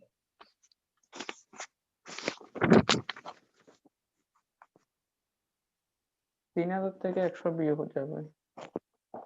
আচ্ছা এটা কিভাবে করছি বলেন তো? 3000 টাকা এটা আমি কি করছি, গ্রসিং আপ করে নিয়েছি, তাই না? জি 3000 থেকে 100 বাদ যাবে না পরে? জি জি 3000। আচ্ছা interest on list age government security 2850। আচ্ছা আমার এটা কিন্তু বলা নাই এটা কি নেট ইন্টারেস্ট নাকি গ্রস ইন্টারেস্ট। আচ্ছা মানে ইন্ডিভিজুয়াল ম্যাথের ক্ষেত্রে ইনস্ট্রাকশন এরকম যে কোশ্চেনে যদি কোনো কিছু না বলা থাকে তাহলে নেট ধরে করাটা বেটার। দেখেন interest on list age government security 2850, কোশ্চেনে কিন্তু কিছু বলা নাই এটা কি গ্রস নাকি নেট। তার মানে কোশ্চেনে এটা নেট হবে। হ্যাঁ হ্যাঁ নেট, মানে কোশ্চেনে যদি কোনো কিছু না বলা থাকে ইন্ডিভিজুয়াল ম্যাথের ক্ষেত্রে তাহলে সেক্ষেত্রে বলছে যে নেট ধরে করাটা বেটার। আচ্ছা তাহলে আমি কি করব, গ্রসিং আপ করে নিব, গ্রসিং আপ করে নিব। আর 100 টাকা কি পাবে সে অ্যালাবল ডিটেকশন হিসেবে পাবে, তাই না? 100 টাকা, তাই না? আচ্ছা এই পর্যন্ত তো ক্লিয়ার, তাই না? আচ্ছা 4 নাম্বারটা একটু দেখি। আচ্ছা 14% বেক্সিমো ডিবেঞ্চার, আচ্ছা এইগুলো কিন্তু ইম্পর্টেন্ট, মানে 4 নাম্বার থেকে ইম্পর্টেন্ট। না আচ্ছা 14% Beximco debenture were purchase from DSC, এটা cost of 2,30,000। 14% Beximco debenture purchase করছে কত, 2,30,000 অন 2020। ভালো, ফেসবুক ইজ 2 লাখ। আচ্ছা in this figure he has sold 14% Beximco debenture purchase করছে। আচ্ছা he has sold 13% ACI debenture 1 টাকা 1.5 lakh on the same day. 1.5 lakh টাকা কি করছে সে 13% ডিবেঞ্চার বিক্রি করছে। দ্য অ্যাকুইজিশন প্রাইস হচ্ছে 1,30,000, Facebook loss taka 1,25,000। Interest is paid on 30 June each year by the companies on annual basis. Interest গুলো পে করা হয় কি 30 জুন, আচ্ছা, ব্যাংক হ্যাজ চার্জ হিম 500 টাকা অ্যাজ ট্রানজাকশন ফি। ব্যাংক কি করছে 500 টাকা ট্রানজাকশন ফি হিসেবে কি করছে, চার্জ করছে। এই ট্রানজাকশন ফি বলতে বোঝাচ্ছে কি, যে ব্যাংকের মাধ্যমে আপনি কি করছেন, সিকিউরিটি বাই এন্ড সেল করছেন না, এই জন্য ব্যাংক কি করছে 500 টাকা কি করছে, ট্রানজাকশন ফি হিসেবে চার্জ করছে। এই ট্রানজাকশন ফিটা কি আমি অ্যালাউবল ডিডাকশন হিসেবে পাবো? না পাবো না। পাবো না, আচ্ছা, এখানে দেখেন তো কি আসবে, ইনকাম। টেস্টের বিলটি আছে। ইনকাম হিসেবে কি আসবে দেখি তো, বলতে পারেন কিনা, মানে কত টাকা আমার ইনকাম হিসেবে আসবে, দেখেন তো একটু থিঙ্ক করে।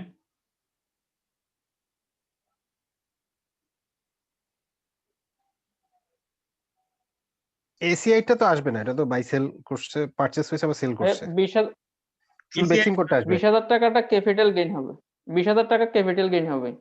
ফাইন, মানে এসিআই টা আসবে না, কিন্তু এসিআই টা যদি ধরেন যে আমার রিকোয়ারমেন্টে যদি এরকম থাকতো ক্যালকুলেশন ট্যাক্সেবল ইনকাম, তাহলে কিন্তু আবার আসতো এসিআই টা। আসান ভাই বুঝতে পারছেন কিনা, যদি আমার রিকোয়ারমেন্ট হইতো যে ক্যালকুলেশন ট্যাক্সেবল ইনকাম, তাহলে কিন্তু আবার এসিআই ইস্যুটা আসতো। দেখেন আমি এসিআই সিকিউরিটিটা পারচেজ করছি কত দিয়ে, 1,30,000, আর সেল করছি কত, 1,50,000। 1,50,000 এসিআই সিকিউরিটি পারচেজ করছি কত দিয়ে, 1,30,000, আর সেল করছি কত, 1,50,000। তার মানে ক্যাপিটাল গেইন কত, 20,000।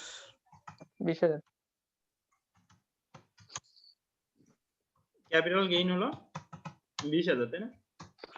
এটা ক্যাপিটাল গেইন হিসেবে আসতো, তাই না? মানে ইমেলটা যেহেতু শুধুমাত্র কি চাইছে, determine the income from interest on security, এই জন্য আসে না। যদি টোটাল ইনকাম বলে তাহলে কিন্তু ঠিকই আসতো, তাই না? আচ্ছা আচ্ছা, সিকিউরিটি ইন্টারেস্ট ইনকাম কত আসবে, বিগ সিম্পলটা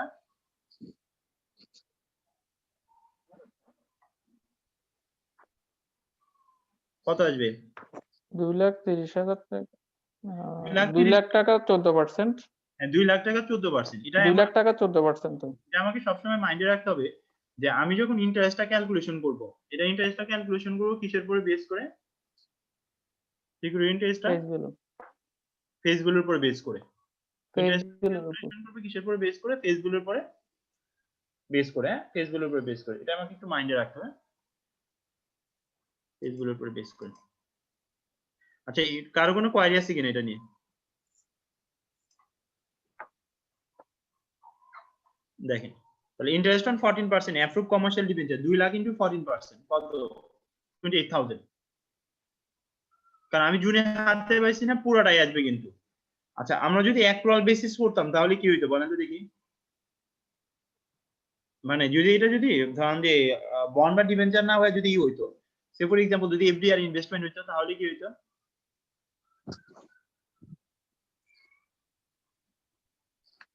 এফডিআর যদি হইতো তাহলে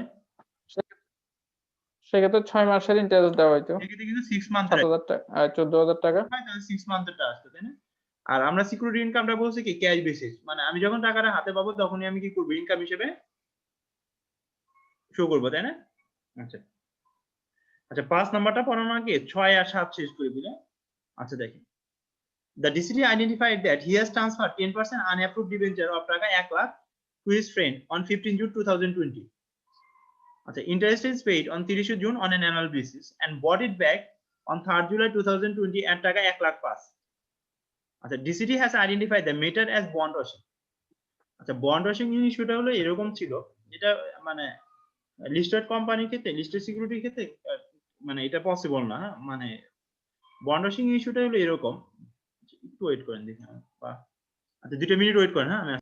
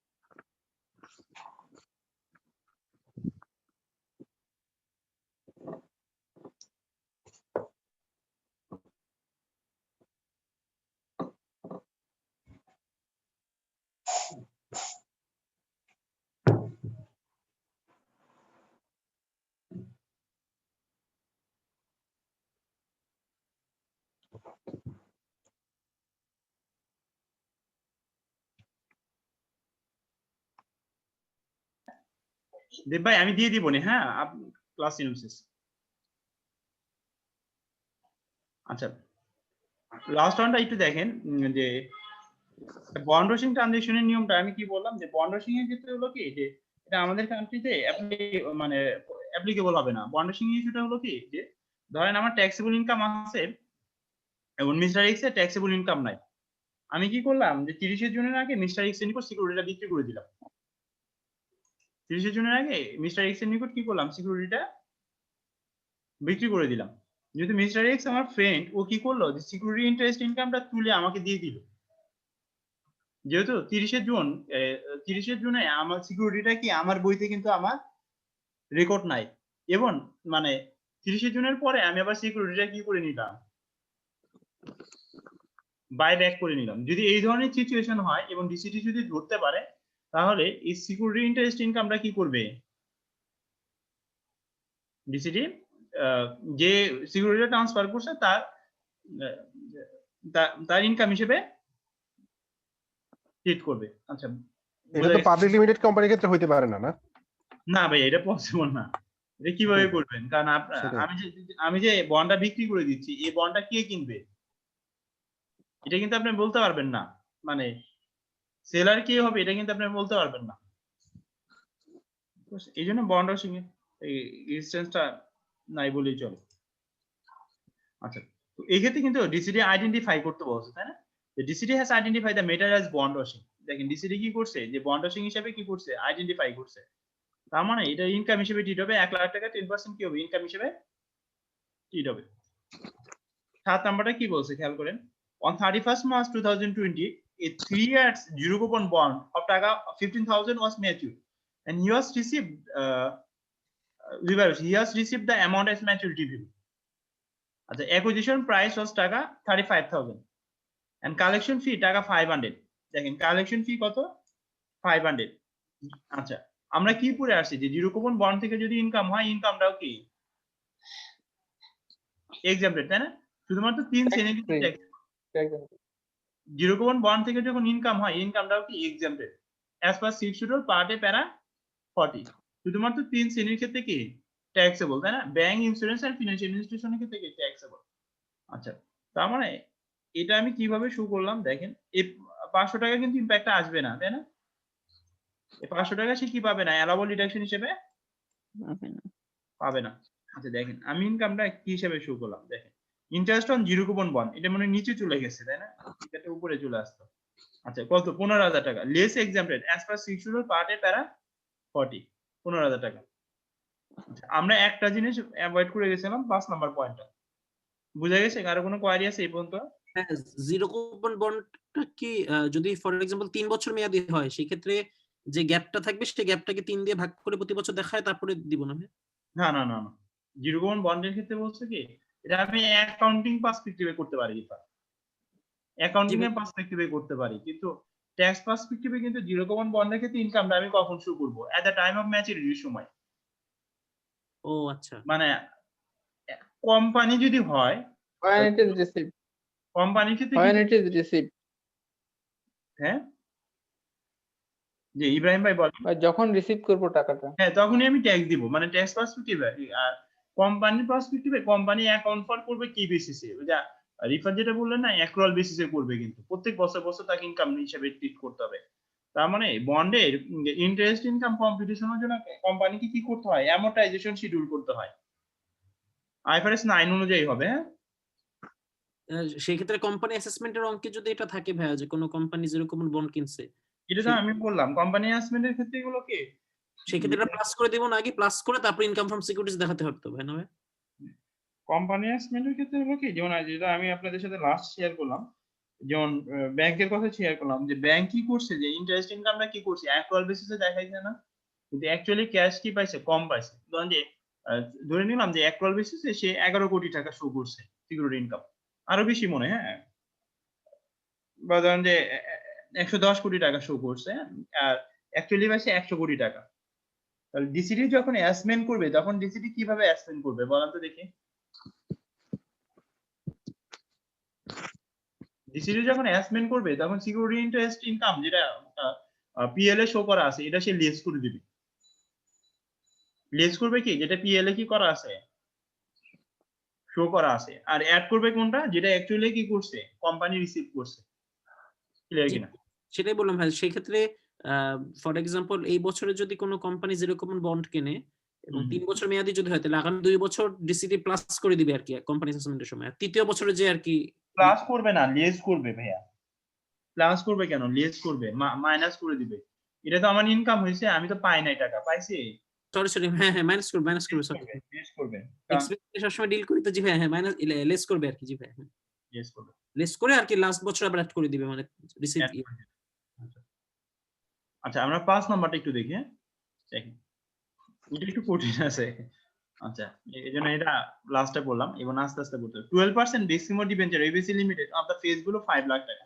একটু খেয়াল রাখেন না যে 12% debenture ABC limited of the face গুলো 5 লাখ টাকা। Interest is payable on 31st December on an annual basis. আচ্ছা ইন্টারেস্ট গুলো পে করা হয় কবে? 31st December on an annual basis.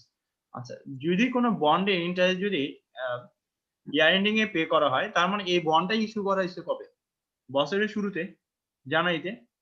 আমার বন্ডের ইন্টারেস্ট যদি 31st ডিসেম্বরে পে করা হয় তাহলে ইন্টারেস্টটা ইস্যু করা হয়েছে কবে? জানুয়ারিতে।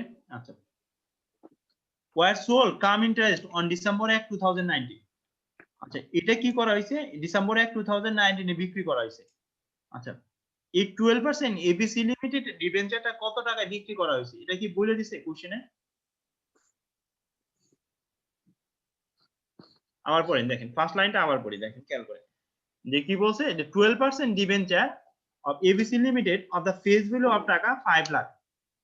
Interest is payable on 31st December on an annual basis or sold come interest on December 8, 2019. মানে ইন্টারেস্ট সহ কাম ইন্টারেস্ট মানে কি উইথ ইন্টারেস্ট, ইন্টারেস্ট সহ কি করা হয়েছে এই বন্ডটা বিক্রি করা হয়েছে, কিন্তু কত টাকায় বলা আছে? আচ্ছা তাহলে আমরা এই বন্ডের ক্ষেত্রে আমরা একটা সেলিং প্রাইস ক্যালকুলেশন করি যেটা অ্যাকচুয়ালি নোশনাল সেলিং প্রাইস বলে। আচ্ছা দেন তো এই বন্ডটা পারচেজ করা হয়েছে কত?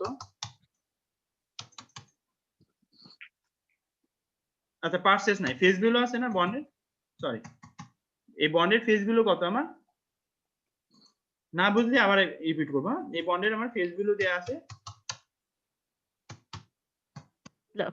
5 লাখ টাকা। আচ্ছা এই বন্ডের ক্ষেত্রে ইন্টারেস্ট অ্যাক্ট হয়েছে কতদিন? এই জিনিসগুলো কিন্তু একটু ইম্পর্টেন্ট। হ্যাঁ এই বন্ডের ক্ষেত্রে ইন্টারেস্ট অ্যাক্ট হয়েছে কতদিন? ইন্টারেস্ট অ্যাক্ট 11 মাস। ফাইন, ইন্টারেস্ট অ্যাক্ট হয়েছে 11 মান্থ। তার মানে আমরা ইন্টারেস্ট অ্যাক্টটা কিভাবে ক্যালকুলেশন করব? 5 লাখ ইনটু 12% ইনটু 11 ডিভাইডেড 12, 55,000 তাই না? 55,000। আচ্ছা এখানে কিন্তু সেলিং প্রাইসটা বলা নাই যে এই বন্ডটা কত টাকায় সেল করছে। আচ্ছা এই 5 নাম্বার ইস্যুটার গল্পটা হলো এরকম যে যে নামটা ছিল সম্ভবত কি ছিল যে আমার কাছে না কি নাম ছিল, ও কি করছে একটা বন্ড ডিবেঞ্চার বিক্রি করে আরেকটা ডিবেঞ্চার পারচেজ করছে, মানে একটা কম দামি ডিবেঞ্চার বিক্রি করে কি করছে একটা বেশি দামি ডিবেঞ্চার পারচেজ করছে। আচ্ছা তাহলে সেল কত?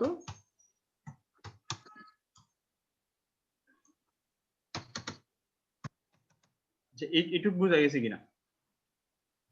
আচ্ছা এরপরে আমরা আসি দেখেন and টাকা 7 lakh at the rate 15% debenture of XYZ Limited was purchased with interest. আচ্ছা following the additional sum from NCC Bank. আচ্ছা 7 লাখ গুলো কি ফেস ভ্যালু বলা আছে, ঠিক আছে? দেখেন at 15% debenture XYZ Limited was purchased, আচ্ছা পারচেজ করছে X interest following the additional sum from NCC Bank at the rate 10% interest. At the rate 10% interest. ও কত টাকা লোন নিছে এটা কিন্তু বলা নাই, এটা আমাদেরকে বের করতে হবে। আচ্ছা bank has charge him 1000 as commission for the settlement of purchase and sales. আচ্ছা এই 1000 টাকাটা কি আমি অ্যালাউবল ডিডাকশন হিসেবে পাবো? 1000 এই 1000 কি পাবো? পাবো না ভাইয়া, পাবো না, কারণ এটা 22 এ রেস্ট্রিকশন আছে, সেকশন 22 এ রেস্ট্রিকশন আর সেকশন 23 এ রেস্ট্রিকশন আছে, তাই না? আচ্ছা এন্ড টাকা 1500 ফর কালেক্টিং ইন্টারেস্ট, এটা পাবো 1500 টাকা পাবো। আচ্ছা the due date of payment of interest on 50% exchange debenture আর সেপ্টেম্বর 30 and মার্চ 31। আচ্ছা আমি যে নতুন ডিবেঞ্চারটা পারচেজ করছি না, এই ডিবেঞ্চারের ইন্টারেস্টটা কবে পে করে? একটা যে সেপ্টেম্বর, একটা যে সেপ্টেম্বর মার্চ। এবং মার্চে। আচ্ছা আমি যদি ডিসেম্বর 19-এ পারচেজ করে থাকি তাহলে আমি কোনটার ইন্টারেস্টটা পাবো বলেন তো দেখি? অক্টোবর নভেম্বরের 2 মাসের। না, মার্চেরটা পাবো। অক্টোবর এবং নভেম্বরে 2 মাসের। ভাই ওইটা তো আমি পাবো না। আমি ডিসেম্বর যদি পারচেজ করে থাকি তাহলে বছরে তো দুইবার দেয়। আমার ইনকাম ইয়ার কবে? আচ্ছা আমি মার্চেরটা পাবো। হ্যাঁ মার্চেরটা মার্চেরটা পাবো। পাবো। আমার ইনকাম ইয়ার জুলাই 19 থেকে না, জুলাই 19, 5 জুলাই 19 থেকে 30 জুন কি 20 পর্যন্ত না? হ্যাঁ তাহলে আমি মার্চেরটা পাবো। আর এখানে তো আমরা সিগ্রিগেট করি না। এফডিআর যেমন ইন্টারেস্ট আমরা টাইম অনুযায়ী সিগ্রিগেট করি, এখানে তো করি না। আমি মার্চেরটা পাবো না। মানে দেখেন আমি যদি ইন্টারেস্ট শো করি তাহলে কত আসবে? যদি এটা মানে ইন্টারেস্ট যদি আমি শো করি, interest 7 lakh into 15% into 1 divided 2, ঠিক আছে না? ইন্টারেস্ট অন সিকিউরিটি বুঝা গেছে কিনা? মানে 15% তো অ্যানুয়াল ইন্টারেস্টেড, তার মানে হাফ ইয়ারলি আমি কত পাবো? 7.5% করে না? 7.5% করে। আর একটা তো পাবো না, সেপ্টেম্বর, এটা তো পাবো না আমি। কারণ কেন পাবো না? কারণ আমি সিকিউরিটি পারচেজ করছি ডিসেম্বর। তার মানে আমি ডিউরিং দ্য ইনকাম ইয়ারের মধ্যে শুধুমাত্র কি পাবো? মার্চেরটা পাবো, তাই না? আচ্ছা একটা জিনিস খেয়াল করেন, ও বলতে যাচ্ছে যে আপনার ব্যাংক থেকে এডিশনাল কি পরিমাণ ইন্টারেস্ট, মানে কি পরিমাণ লোন নিছে। কারণ আমরা এরকম পড়ে আসছি না যে লোন নিয়ে যদি কোনো সিকিউরিটি পারচেজ করি তাহলে লোনের ইন্টারেস্টটাও আমরা কি পাবো? Allowable expenditure. Allowable expense. এখন কত টাকা লোন নিছি এই জিনিসটা আমাকে বের করতে হবে। আচ্ছা নতুন বন্ডের ফেস ভ্যালু কত আমার?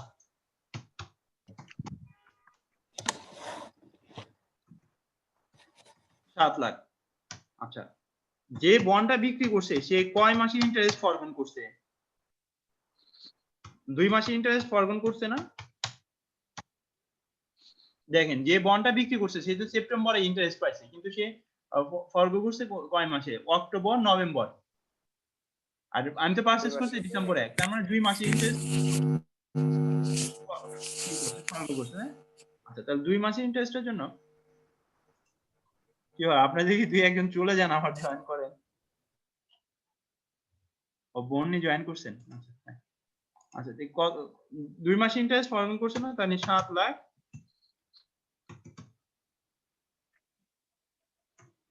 ইনটু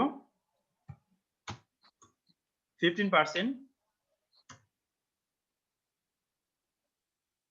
ইনটু 2 ডিভাইডেড 12, দেখেন কত আসে। আচ্ছা যেটা আসবে এখান থেকে লেস করব কি? আমি যে একটা সিকিউরিটি বিক্রি করছি না, ওই ইনকামটা আমি লেস করব, তাই না? Less income from whole security, তাই না?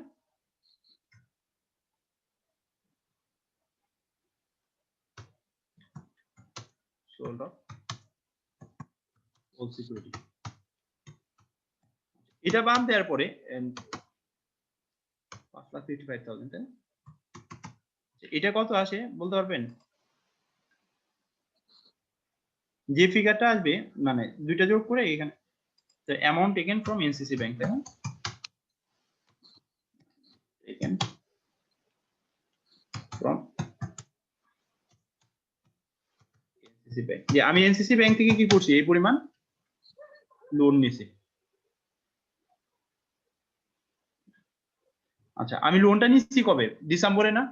তার মানে কয় মাসের ইন্টারেস্ট আসবে আমার? ক্যালকুলেশন করতে পারছেন?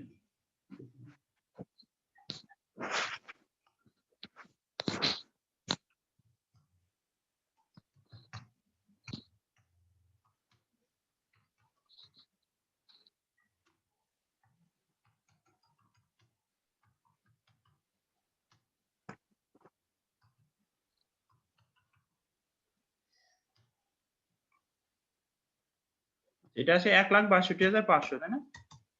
আর এখানে আসতেছে কত ইন্টারেস্ট অ্যাক্রুড আসতেছে কত? 17,000 500। আচ্ছা, তাহলে এই যে অ্যামাউন্টটা আমি নিছি, এই অ্যামাউন্টের পর আমাকে ইন্টারেস্ট পে করতে হবে কত মাসে ডিউরিং দ্য ইনকাম ইয়ারে? ইন্টারেস্ট অ্যাক্রুড বাই পেইড 7 মাসের না? 500 আমি তো 10% এটা নিছি, তাই না? 10% into 7/12। আচ্ছা, এটা নিয়ে কারো কোনো কোয়ারি আছে কিনা এই ইস্যুটা বুঝতে? এটা কিন্তু ম্যাথের মধ্যে টাফ ইস্যু ছিল, তাই না? আর এই ম্যাথটা কিন্তু টাফ ম্যাথ, মানে নট সো ফর ইজি। ঠিক আছে, এই ম্যাথটা ভালো মতো বুঝলে পারে দেখবেন যে সিকিউরিটির অনেক কনসেপ্ট ক্লিয়ার হয়ে যাবে।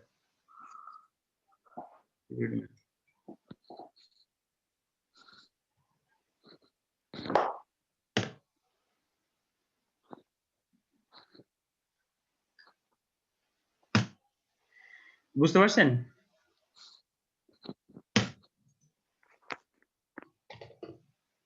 আসমা আপু ক্লিয়ার তো দেন?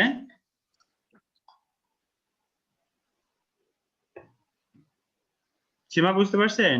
স্যার এখানে একটা কোশ্চেন ছিল আমার, amount taken from NCC bank 1,62,500, এর ক্যালকুলেশনটা আমি বুঝি নাই স্যার। আচ্ছা, এটা হলো কি দেখেন, উপরেরটা তো বোঝা গেছে, তাই না? যে আমার ফেস গুলো ছিল 5 লাখ টাকা, ইন্টারেস্ট অ্যাক্রুড হচ্ছে 55,000, তার মানে ওল্ড বন্ডটা সেল করছে ওদের 5,55,000। ও একটা নতুন বন্ড কিনছে না? এখন নতুন বন্ড কত দিয়ে পারচেজ করছে এই ভ্যালুটা কি দেয়া আছে? না। দেয়া নাই কিন্তু। দেখেন, নতুন বন্ডের ফেস ভ্যালু ছিল 7 লাখ এবং যে বন্ডটা বিক্রি করছে সে কিন্তু 2 মাসে ইন্টারেস্ট ফরগন করছে। ওই বন্ডের ইন্টারেস্টটা দিত সেপ্টেম্বর আর দিত কি মার্চে, আর যে বন্ডটা বিক্রি করছে সে ডিসেম্বরে বিক্রি করছে না?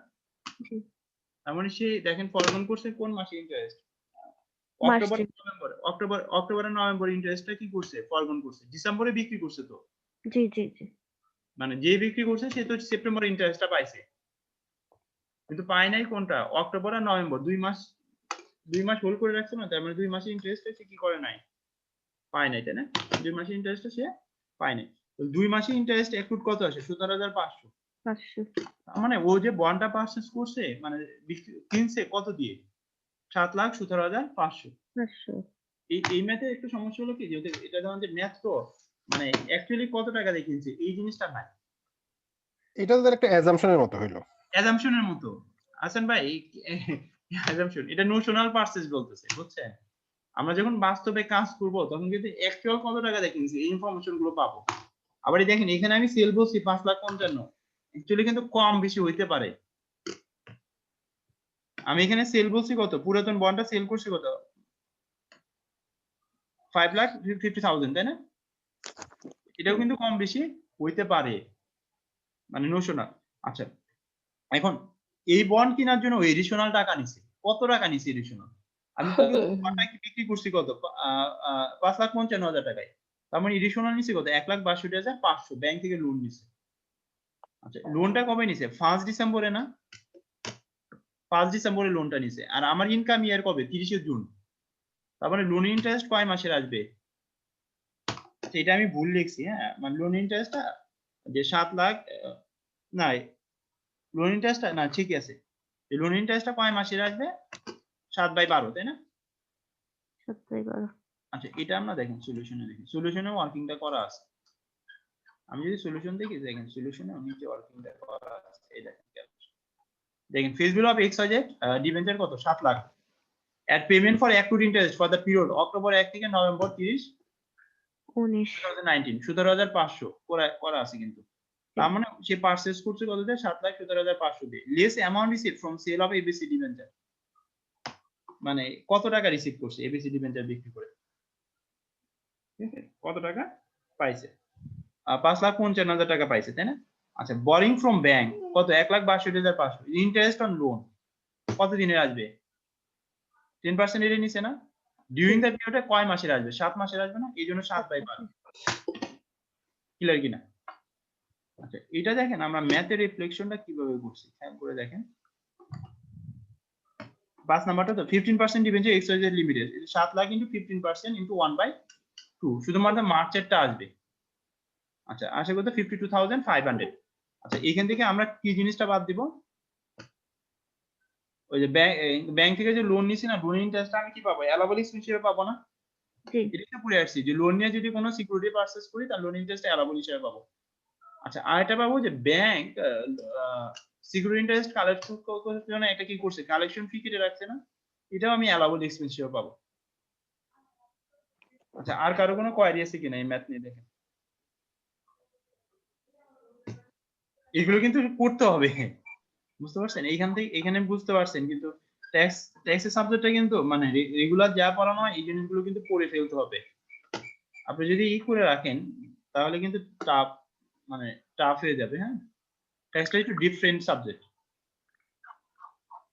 মানে এগুলো রেখে দেওয়া যাবে না। আর ক্লাসে তাহলে যদি পড়তে পারেন দেখবেন যে ট্যাক্স পড়তে খুব কম টাইম লাগবে, কারণ অলরেডি মনে হয় পড়া হয়েই গেছে। যদি একটু দেখে রাখতে পারেন, কনসেপ্টগুলো ক্লিয়ার রাখতে পারেন, দেখবেন যে ইজি। ভাইয়া থিওরি প্রিপারেশনটা কিভাবে নিব ট্যাক্সের? আবু এগুলো আমি বলে দিব, আমি ম্যাথ চ্যাপ্টারগুলো আলোচনা করতেছি, থিওরি প্রিপারেশন গুলো আমি বলে দিব, এবং থিওরির জন্য প্রত্যেকটা চ্যাপ্টার ওয়াইজ আমি নোট দিয়ে দিব আপনাদেরকে, জি বলে দিব। আর কারো কোনো কোয়ারি আছে?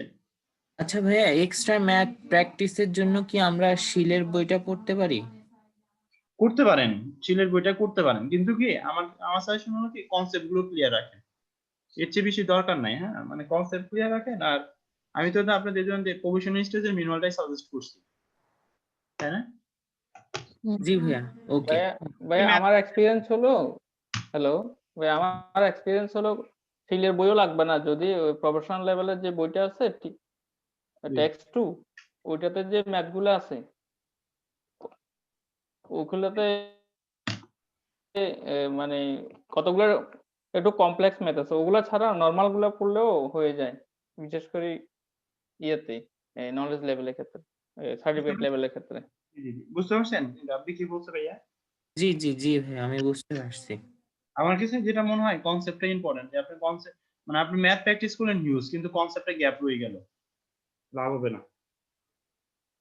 বুঝতে পারছেন? মানে কনসেপ্টে যদি গ্যাপ থাকে তাহলে লাভ হবে না। এজন্য মানে যে টেক্সট টু ম্যানুয়ালে যতগুলো ম্যাথ আছে দ্যাটস এনাফ,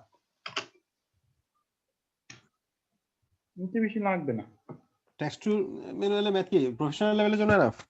না, প্রফেশনাল লেভেলের জন্য আমি মানে পাস্ট কোশ্চেন গুলো আপনাদের তো আমি পাস্ট কোশ্চেনে অ্যানালাইসিস করব, মানে আমি আপনাদেরকে ইন্ডিভিজুয়ালি একটা ম্যাথ দিয়ে দিব, এটা করার জন্য বলবো, ঠিক আছে? আমি আপনাদেরকে দিয়ে দিব, মানে আপনারা যারা সেকেন্ড পার্টে আছেন তাদেরকে আমি মেইল করে দিব,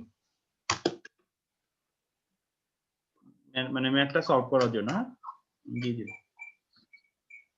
আর আমি সিগ্রিগেট করে ফেলবো, যদি হেডস অফ ইনকাম গুলো যখন শেষ হয়ে যাবে না, তখন আমি ক্লাসগুলো সিগ্রিগেট করে ফেলবো, হয়তো বা জানুয়ারি মিডে আমি সিগ্রিগেট করে ফেলবো। আচ্ছা, আর কারো কোনো কোয়ারি আছে? আচ্ছা, আজকে ক্লাসটা একটু কম নি, হ্যাঁ আমি শেষ করে দিই। হ্যাঁ, আমি আপনাকে ইয়েতে একটু নক করছিলাম মেসেঞ্জারে একটা প্রবলেম নিয়ে, সার্চ চার্জের একটা ইস্যু ছিল। আচ্ছা, ওইটা আমি দেখবো না আচ্ছা ভাই, হ্যাঁ আচ্ছা, দেখে আপনাকে ফিডব্যাক দিয়ে দিব না, আজকে বা কালকের মধ্যে আমি ফিডব্যাক দিয়ে দিব না। ওকে ওকে। এই নোটটা কি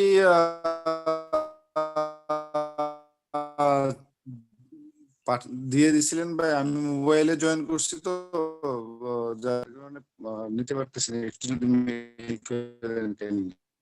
মৃদুল ভাই, আমাকে মেইল অ্যাড্রেস কে বললেন? মৃদুল ভাই? আচ্ছা, আমি যাদের নোট পাঠাই নাই তারা আমাকে একটু মেইল অ্যাড্রেস গুলো দিয়েন, আমি দিয়ে দিব না, মানে যারা পান নাই। আমি ক্লাসে নোটগুলো কিন্তু হেডসেট মানে নোটগুলো দিয়ে দিয়েছি, একসাথে অনেকগুলো দিয়ে দিয়েছি, আমি নোটগুলো একটু আর্লি দিয়ে দিই। হ্যাঁ, আচ্ছা আচ্ছা, যারা পান নাই ওকে স্যার গত ক্লাসের ম্যাথটা একটু ইয়ে করে দিন। আচ্ছা, ওটা তন্ময় ট্রাই করেন, চেষ্টা করেন, এরপরে যদি না পারেন তখন দেওয়া যাবে। হ্যাঁ, মানে আগে ট্রাই করেন, ওটা মানে খুব ইজি ম্যাথ ছিল। আমাকে ওইটা করছিলাম, ওইটা নীল আসছে, নেট টেক্সট পেবল যেটা, এটা নীল আসছে। নেট টেক্সট পেবল নীল আসছে, ঠিক আছে, ঠিক আছে, ম্যাথ মিলছে। ওকে, আপনারা পাঠিয়ে দিন, জাস্ট ফরম্যাটটা ঠিক আছে কিনা তাহলে দেখতাম, ঠিক আছে? যদি মেইলে দিতে পারেন আমি সফট কপি পাঠিয়ে দিব, সফট কপিতে করা আছে আমার কাছে। সফট কপি বা মেসেঞ্জারও দিতে পারেন, আমি দেখে দিলাম যদি কোনো জায়গায় ঠিক আছে, ঠিক আছে, আমি কারেকশন করে দিলাম। মেসেঞ্জারও দিতে পারেন, আসার ভাই, ছবি তুলে দিতে পারেন। আর কারো কোনো কোয়ারি আছে? না স্যার। আচ্ছা তার মানে আজকে ক্লাসে ভিডিওটা দিয়ে দিয়েন মেসেঞ্জার গ্রুপে, হ্যাঁ?